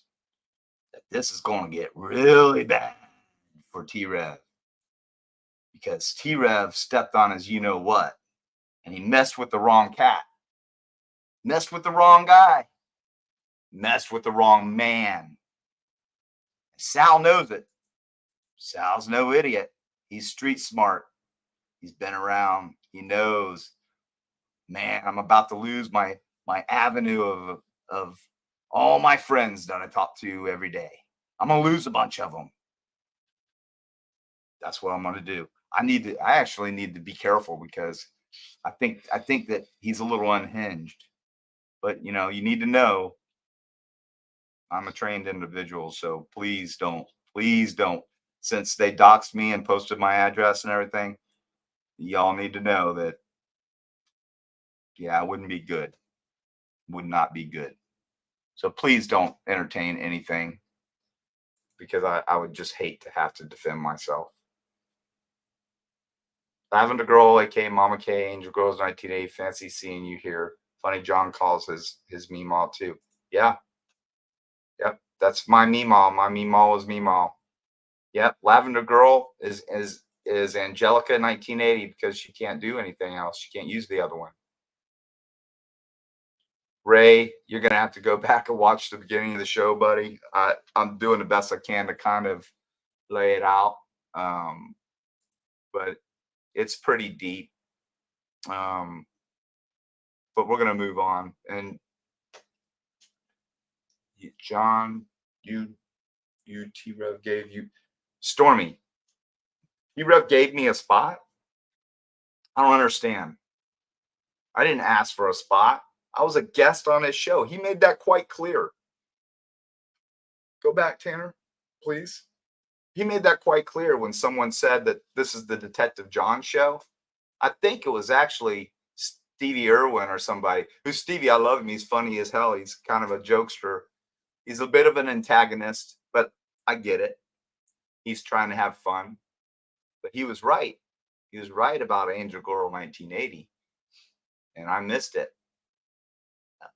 In my defense, again, if you listen to it, I was riding on the golf cart. I wasn't even looking at chat. Couldn't see it. I was driving. I was listening to it on my phone. And when I went back and looked, she clearly said, "This is not Xana." And I said, "Can you provide some stuff of Xana when you get a chance?" We'll put something together and we'll create a show. And I'm the one that got her to call in. I'm the one that got her to do all the stuff. It's my fault. I feel absolutely horrible for this lady and what was done to her. And I'm going to get choked up because she didn't want anything. She didn't ask for it. All she did was make a comment that she was tired of people calling Xana a drug dealer. And she knew for a fact because her granddaughters were in gymnastics. Her granddaughters were badass gymnasts. Not in the same school, not in the same gymnastic organization, but in the same area. They all competed against each other. I know because my daughter that was just in here was in gymnastics, and I know how much it costs and how much time is spent. And Angel Girl was that G-Ma that everybody called that went around, fixed everyone's hair, made sure their leotards were okay, made sure there's nothing bad is going to happen to embarrass the girls, and their hair had to be, because the judges are watching, her hair had to be perfect. And there was all kinds of grandparents and parents that dedicated their time. Now, does a coach remember every single one? And this guy Todd says at first he didn't remember, then he remembered, and then he attacks her because she says that a river ran the wrong way. Typical man thing to do, by the way. You're talking about a lady who's bedridden, very sick, and there's more to come on this. More to come on this. This is almost as bad as these two children, because this was very nefarious, people. Very nefarious. Wrong what was done. And I'm going to make it right. I promise you. Detective John and Jeff made T-Rev's channel have more subscribers since T-Rev can't make interesting. Nelly, I'm not going to even brag, but you're right. And Jeff, poor Jeff. I love this man. He's got a very kind heart, and he's a Christian. And he tried to be the peacemaker. It's like, John, I really wish, I really don't want to get involved in you two. He called me. He says, he's telling me one thing, you're telling me another. And I said, I don't want you to get involved, man. He says, I really wish you guys could just work it out. No, Jeff. No. I don't want that man anywhere near me. I don't want to talk to him. I know what he did. You know what he did. A little bit more to that, but I'll digress for now, because I was just up in Virginia and I was supposed to go have dinner with Jeff and his wife, and we wound up playing ball into Sunday night, and I couldn't make it. And but if T-Rev had known about that, I'll get to that. I'll hold that thought. So let's go. I heard he ditched Jeff H now too. Yeah, Jeremy. Because you know what? He thought Jeff was giving me content. He actually thought that. And I'm going to say it for the record right now. Jeff gave me nothing. Jeff has actually ghosted me the past, I don't know, since Virginia, 2 weeks. You know why? Because here's what happened. When T-Rev realized that I was actually going to go through with and start my show, I had been talking to Jeff about helping me, because Jeff's an amazing videographer. Now I got my son next to me. He does pretty good, I think. But Jeff said to me, well, T-Rev's kind of making me part of the show, and I don't want to rock the boat, John. He says, but I can put you in contact with a friend of mine if you need somebody. Now, this is after I had already put Jeff in contact with my best friend from high school, who's also a musician. They hit it off, and I'm not saying anything bad about Jeff. I just think Jeff is,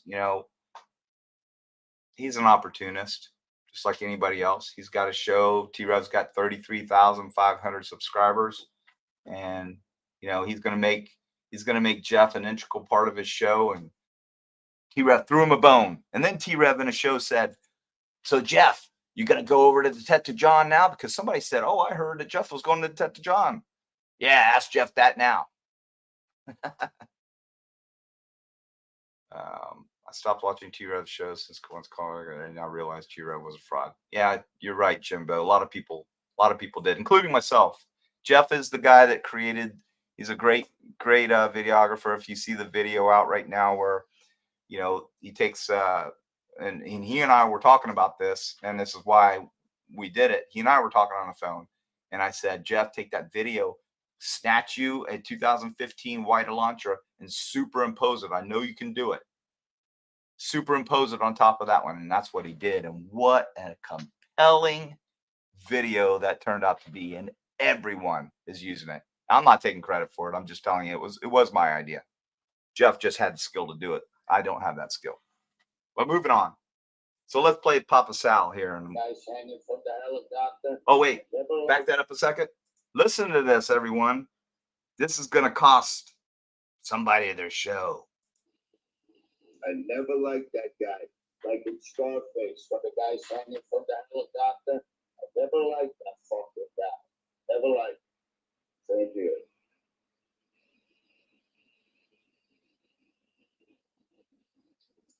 Too bad we can't hang this prick from a helicopter. Whoa! Did that just happen? Did that just happen? Did Sal just say, too bad we can't hang that, you know what, from a helicopter? I think that's a violation, y'all. I think that's pretty bad. Pretty bad. We'll see how far I want to take it. We'll see. I don't want to stroke out this guy. Got some health issues. But Papa Sal, I might give you a little grace there because you know what? I'm not like T-Rev. But I'm going to give you a little grace. I'm going to let that slide. Because you know what? You are a genuine person. You are who you are. So I'm going to let it slide, brother. Even though that's egregious threat and a direct violation of YouTube policy. How's that for some grace, everyone? Yeah, that was about, he's talking about Scarface when Montana's over there in Colombia, and one of the other guys, I don't know, he's an undercover, he's a UC, he's a CI. He gets him up in the helicopter and they throw him off from a rope and hang him. Alert, people. Sorry about that, but that's what they do. All right, now, yeah, let's play the Jeff video. Now that we're talking about Jeff and everyone knows who Jeff H is, let's hear what T-Rev says about Jeff, because he thinks that Jeff is having conversations with me. He's so paranoid that Jeff is going to come. And Jeff, if you're listening, buddy, you will always have a place on my show, brother. I get it. I get what happened. I know how you are, and I understand. But you will always have a place on this show, my friend. So I would never do that or say anything like that about you. Okay? But I want to play this so you guys can hear what thug life, what the T-Rev gang is all about. Listen. So let's get this right. He bashing all on Kim, right? And then it's kind of weird. He's taking up for Angel Girls, and he said he's got some bombshells. Whoa, stop that. All right. So if anybody remembers WSU Kim, who I, by the way, am the one that debunked 100% before anyone else.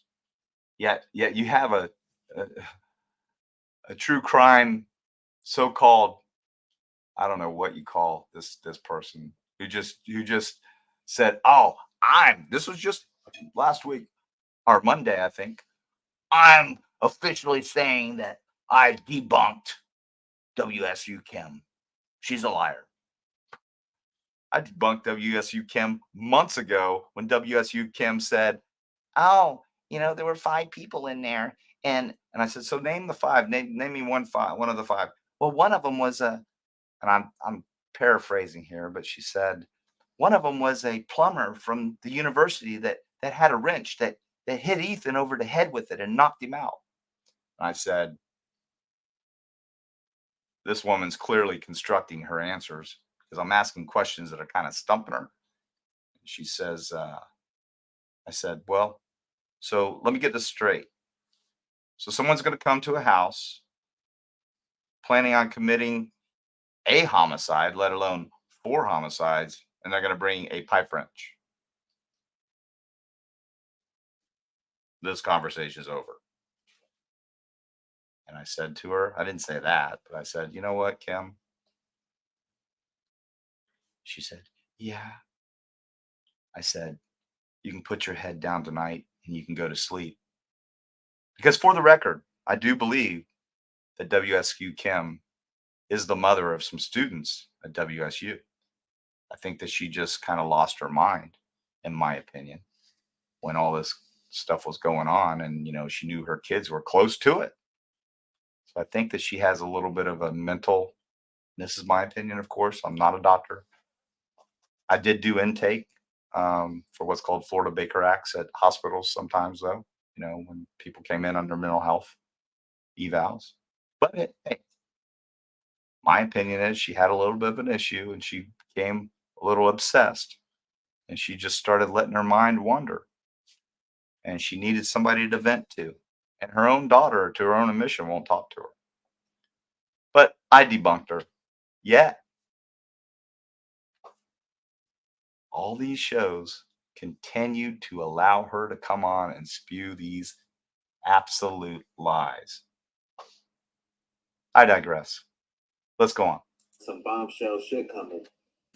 And he also said he's working with this video editor that he met. Whoa, stop.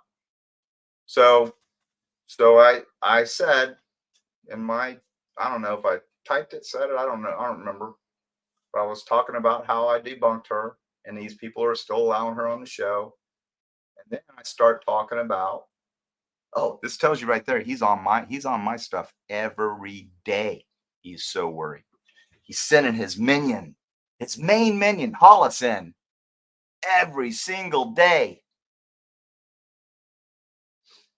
And then she posts stuff and I respond and then she deletes it. So it looks like I'm just on this long rant all day long.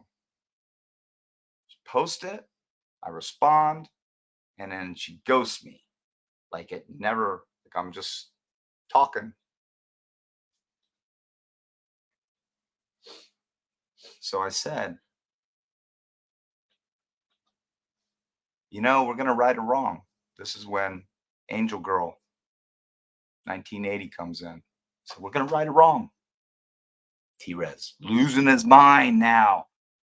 He dedicates another show. He goes out and he actually gets the coach to be on his show, who's been absolutely snowed.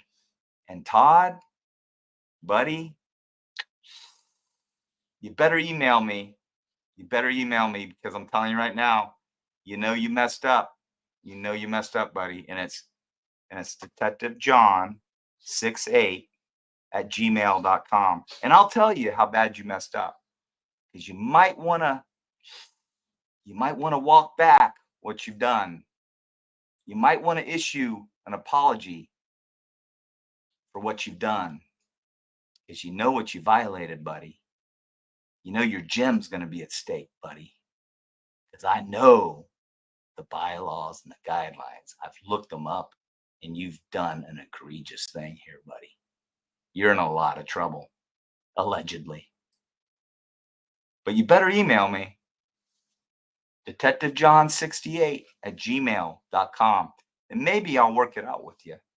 That's not like a bribery thing or anything. Maybe I'll just kind of talk to you, educate you, let you have the opportunity to issue an apology to Angel Girl 1980 before it costs you a lot. Because what you did, I don't even know that what you did violated anything with the sanctioning body that you coach for. Does that give you a clue? You better think about it. You better go read it, because I'm going to quote it. I'm going to post it for all to see. I might not if you email me and we can talk about it. But the clock is ticking. And I've already got it. I've already got it as part of my next show. So I might redact it out. I might give you a chance. I might show you some grace because I am a Christian. But I can tell you what, you got on and you grandstanded on this man's show, and you said some things about somebody that weren't true. And I can prove it. You grandstanded. That's what you did, buddy. What you did was wrong. And you brought your daughter on the show. She grandstanded. What you did was wrong. And what'd you do it for, buddy? Is it because you're opening up a new gym in Florida where I live? I'm going to expose your butt. I'm going to expose you.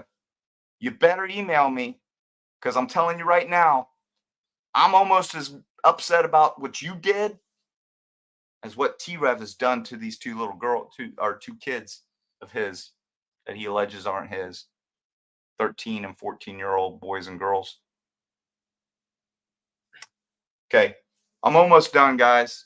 I mean, I'm 3 hours and 41 minutes. T-Rev goes for like 7 hours, 8 hours. So if you are part of the T-Rev gang, hey, you can handle this.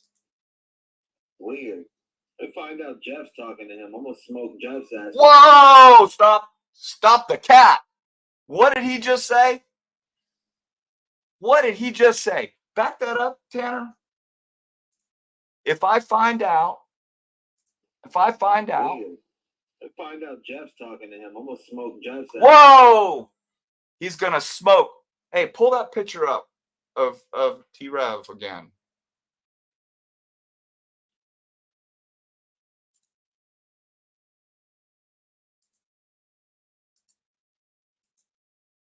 This man right here.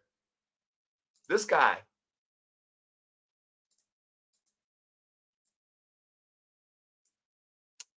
For obvious reasons, guys, we got to kind of scratch out the gack there. This guy said he's gonna quote. What did he say, Tanner? Smoke, Jeff. He's gonna smoke his ass. Now, I mean, I'm not in a gang, but I was on a gang task force. I did grow up in a, relatively diverse area. I know what smoke means. I know what somebody means when they say they're going to smoke somebody. I know what that means. Did he mean I'm going to literally smoke them?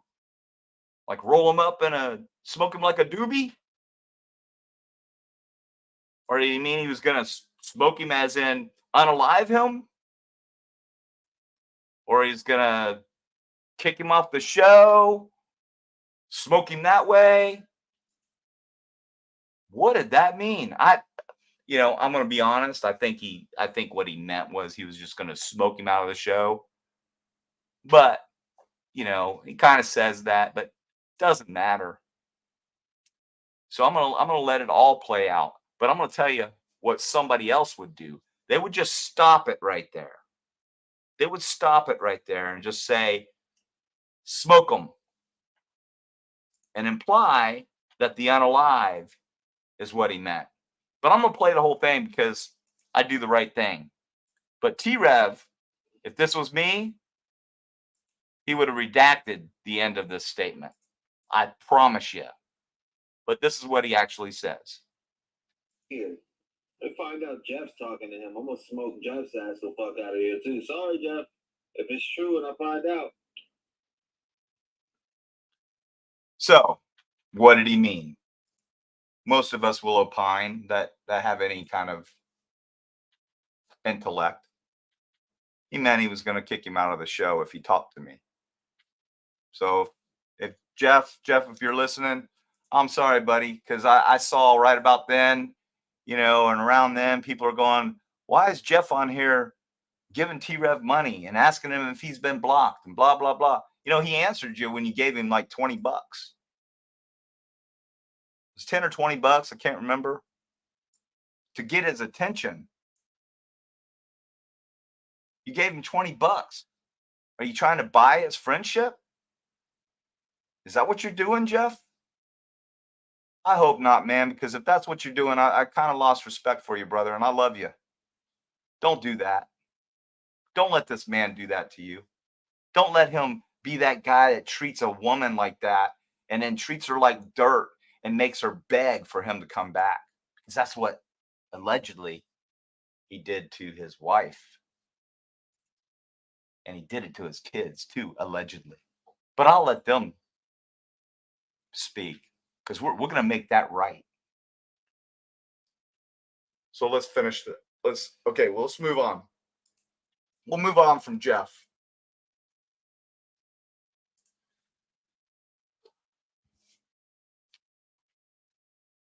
What's next here?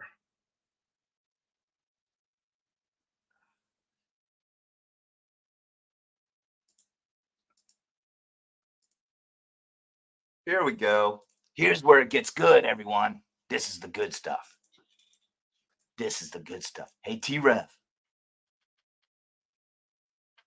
Are you ready for this one, buddy? When you spewed my name, my full name, and things you said, you messed up, buddy. And when I take your money, I'm going to give it to your kids.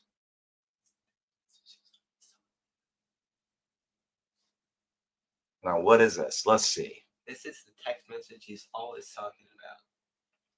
Oh, yeah. Before Brian was a suspect, that SHIT is effing crazy. Brian then Kohlberger. Repeat, the Brian part 2-3 is SO effing clear. Oh, you know what he's talking about there? That's T-Rev in the blue.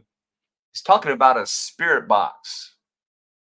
And he sends me a message. Man, did you hear my spirit box?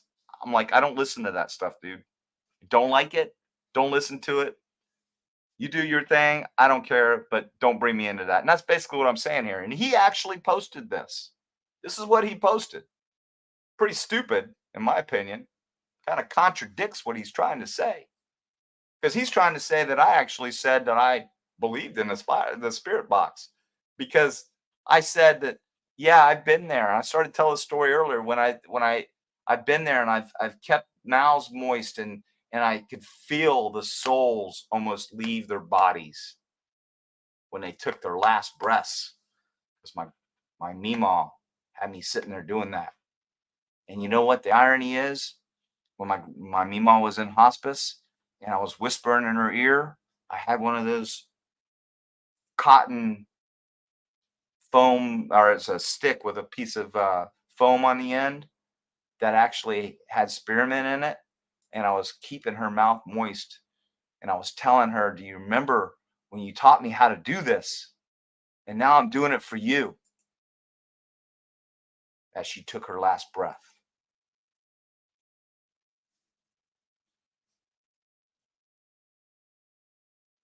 So I say, in response to T-Rev's, he's sending this to me out of the blue. I'm actually working. I'm actually sitting at a job site.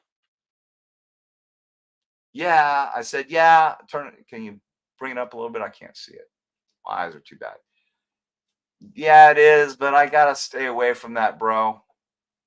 People will eat me alive for giving the spirit box any credibility. For the record, I don't have an opinion on it. Just know that most don't believe in it, and I call it satanic. Again, I don't care, no opinion at all, but it's crazy. AFK, you know what that means. So basically, what I'm saying is, man, leave me out of that stuff. I don't want to get into an argument with the guy. But for my credibility, I wanted to show that because I'm telling you, I had nothing to do with anything that spirit box represented. I think it's disrespectful to the families. I think it's actually it's digging, it's jamming needles into their hearts doing that stuff. That would suggest that their spirits aren't in heaven. They're not with God. They're down here wandering around. In my opinion, that's what that means. And, sorry to pull off topic, but Angelica, Plain. you realize this is like T-Rev's screenshot, right? As you can tell, he's blue. My dad is gray. So Yeah. you should look a little harder. Guess what, Angelica? I didn't post that. I posted it just now, but that came directly from T-Rev's site. Our Discord. I can't remember where it came from. Discord, I think. But that came from T-Rev. Angelica, you're looking pretty silly. You're kind of looking like Hollis here. You sure you want to keep coming on here? I mean, I welcome you. You can keep coming. Bring it. Don't sing it. Bring it. I'm ready for you, darling. So let's move on. Oh, here we go. Here's a post from T-Rev. T-Rev's comments right here. Brenda Malinsky. Yeah. Man, that really makes me mad that DJ was a fake. Piece of you know what?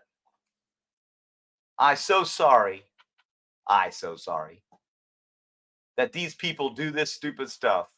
I love you and your channel, and I watch it every chance I get. You are awesome, T-Rev.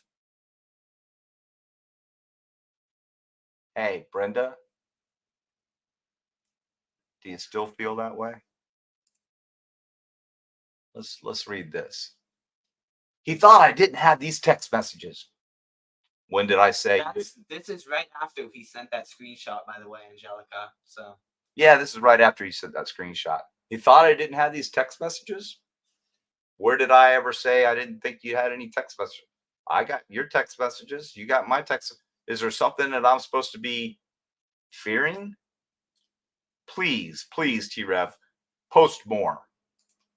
Now go back. Let me read it, buddy. Okay. He thought I didn't have these text messages. Yes, we need to say something if we're getting an off feeling. It's sad though, because you want to think people are genuine. Detective Puff Puff, do you still feel that way, Detective Puff Puff? Just wondering. Because I think, didn't you say something about, is she the one that said something about there ain't enough weed or something? Is that the one? Oh, no, it wasn't you. My bad, that wasn't you. I digress. So let's read. Little does he know, I have every text message from December 20th and up, all the way up to June 7th. So, is this the best you can do? Is this all you got, T-Rev? Because I would suspect, bring it. Again, don't sing it, buddy. Bring it. oh, he deleted it? Thank you, Jimbo. I didn't even know that. Notice T-Rev. Oh, yeah. One of my mods told me that. Yeah, notice how T-Rev deleted his community post on how he said DJ was a fake cop. T-Rev is scared he is going to get sued and knows he was wrong. Hey, guess what, T-Rev? Too late. Too late. Because I got a bad team. And while I was working, they were working. And I'm looking at her face right now. She's smiling. She's pumping her fist. She's like, hell yeah. Aren't you, Kelly? Hell yeah. We got him now. We got that liar. It's called, we're going to impeach you, buddy. Hey, look up impeaching of testimony. That's something we talked about too. Another word I taught you that you couldn't even spell, along with integrity, that you've never used before. I was actually telling him about integrity, everyone, and he's like, didn't know what integrity was. I said, this is what integrity, and I gave him an example. And I talked about character and things like that. And then those became his two favorite words, integrity and character. I would suggest that you go way back before me. And if you ever heard him use those words, I would be surprised. Oh, Angelica, you're in this one. Here you go, Angelica. Angelica, 1411, the information queen. 411. That right there, T, is crime analysis 101. What is under there? I know you scratched it out. Oh, F no. F-U, you know what? No. That right there, T, is crime analysis 101. F no. I don't know what you meant by that, but oh, here you go. MJ. There you go, MJ. He should be sued for defamation. Oh, this is going to get you. This is going to get you. I should be sued for defamation, and it really is illegal to impersonate an officer. So you just said that I impersonated an officer. That's defamation in itself. You do know that, right, MJ? LOL. Aren't we the fool? Moving right along. Coming up on 4 hours. Whew, I'm breaking a sweat. I'm glad my daughter put some makeup on me. I'd look a lot older than I did. She did a good job, didn't she? She even plucked my nose hairs. Almost done. Almost done.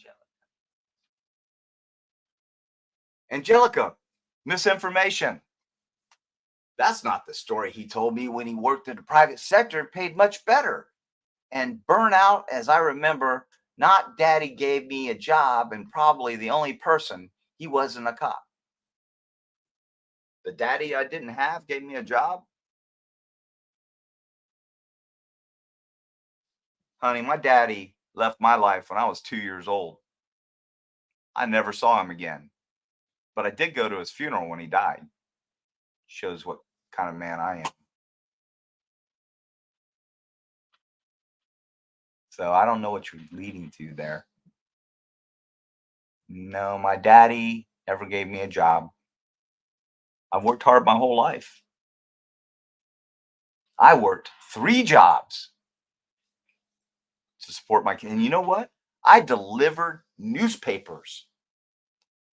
I delivered newspapers at night, as well as worked my other job to support my family. Yeah. I would go to work and I would curl up and just hope nobody saw me trying to catch a couple 15, 20-minute sleeps in my cubicle at work with my case files kind of hiding me. That's what I did to support my kids. I'll digress on that one too. So here you go. Here's where I'll end it, people. You see that scrapping young man right there? In that Daytona Beach Police Department uniform that I proudly wore? That's me. I'm a lot uglier now. Got some wrinkles. Got a few little pieces of silver in here. My eyebrows aren't as thick. Oh, bushy eyebrows. I had them back there, but look, my son, look in here. Here's my boy. See those eyebrows? Same eyebrows. Yeah. How dumb do you look? You know what? My mom actually took a snapshot of that because I knew she had it readily available. All my stuff is packed away because I'm in a house that we've gutted and we've got stuff packed.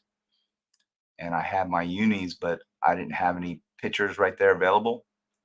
So I said, Mom, can you just snap a picture for me real quick? She went over to her bedroom dresser, took out her cell phone, snapped that for me. But, some people will say, oh, that's fake. Oh, I think Hollis said I bought that uniform at Walmart. Okay. Go on to the next one.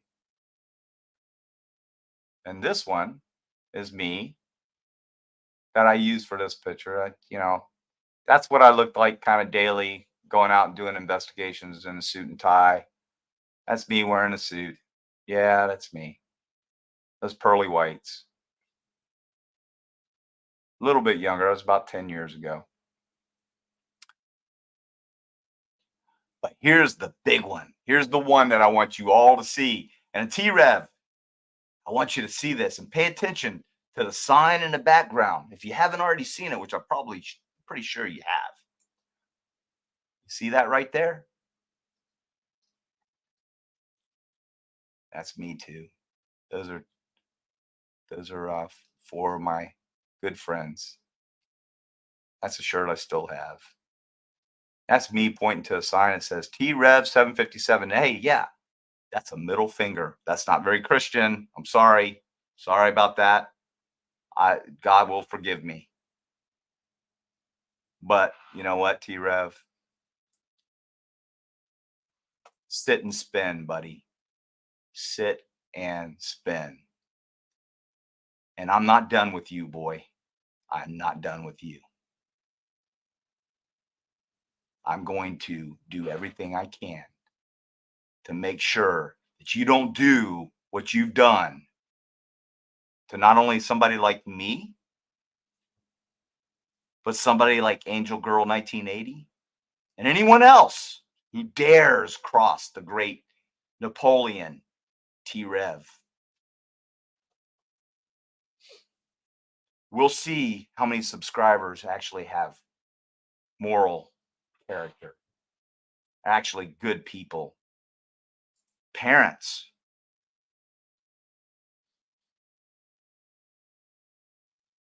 Parents, mothers who would and fathers who would destroy a man who called their daughter a prostitute. Did we play that one? I don't know if I have that one yet. Oh, wait a second. We got to find that one real quick. We've got one where he actually calls the mother of his children a prostitute.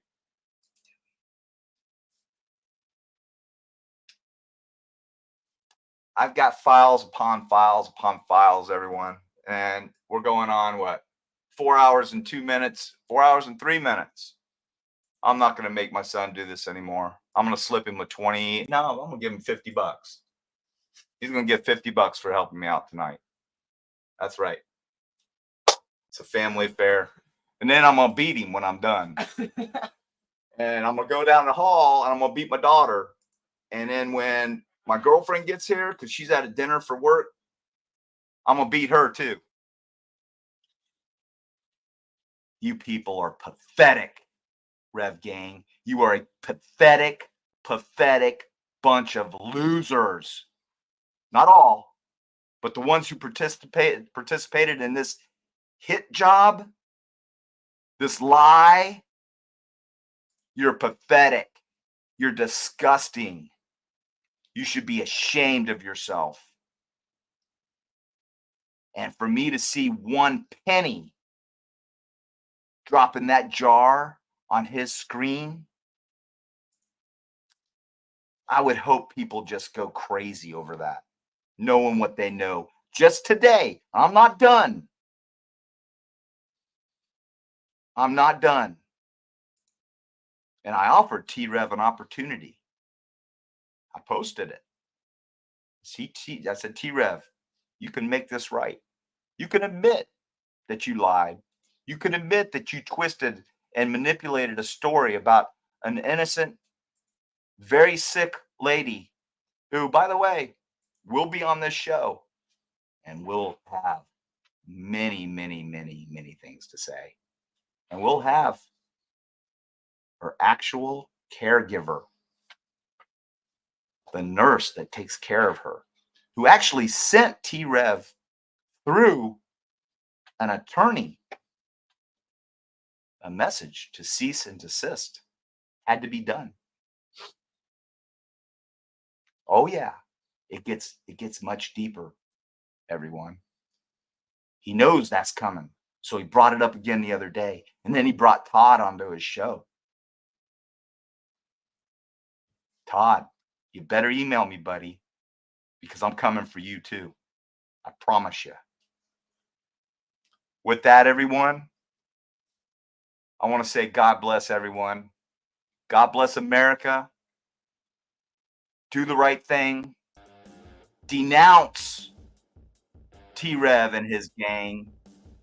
Denounce what he's done. And we're going to put together something for those children of his. We're going to give them a great Christmas. I promise you that. We're going to give them a great Christmas. We're going to do something for them. I'm looking forward to a lot of good times here. And it won't all be like this, guys. I promise you. It'll be fun. It'll be serious. It'll be great debate. I do have a lot to offer. I do know what I'm talking about. I've got a lot of plans, and I really appreciate everyone. You know, we've got, you know, a little, 130 on here right now. There were more earlier. I know I've wore some of you out. But for my first show, I'm pretty happy. I've got like over 2,000 views and hadn't even started yet. Got many lovely comments and a lot of attacks. But I love it. Love it. So bring it, don't sing it, everybody. That's going to be my motto. If you got something to say it. I'm not going to bite your head off, but you better be prepared.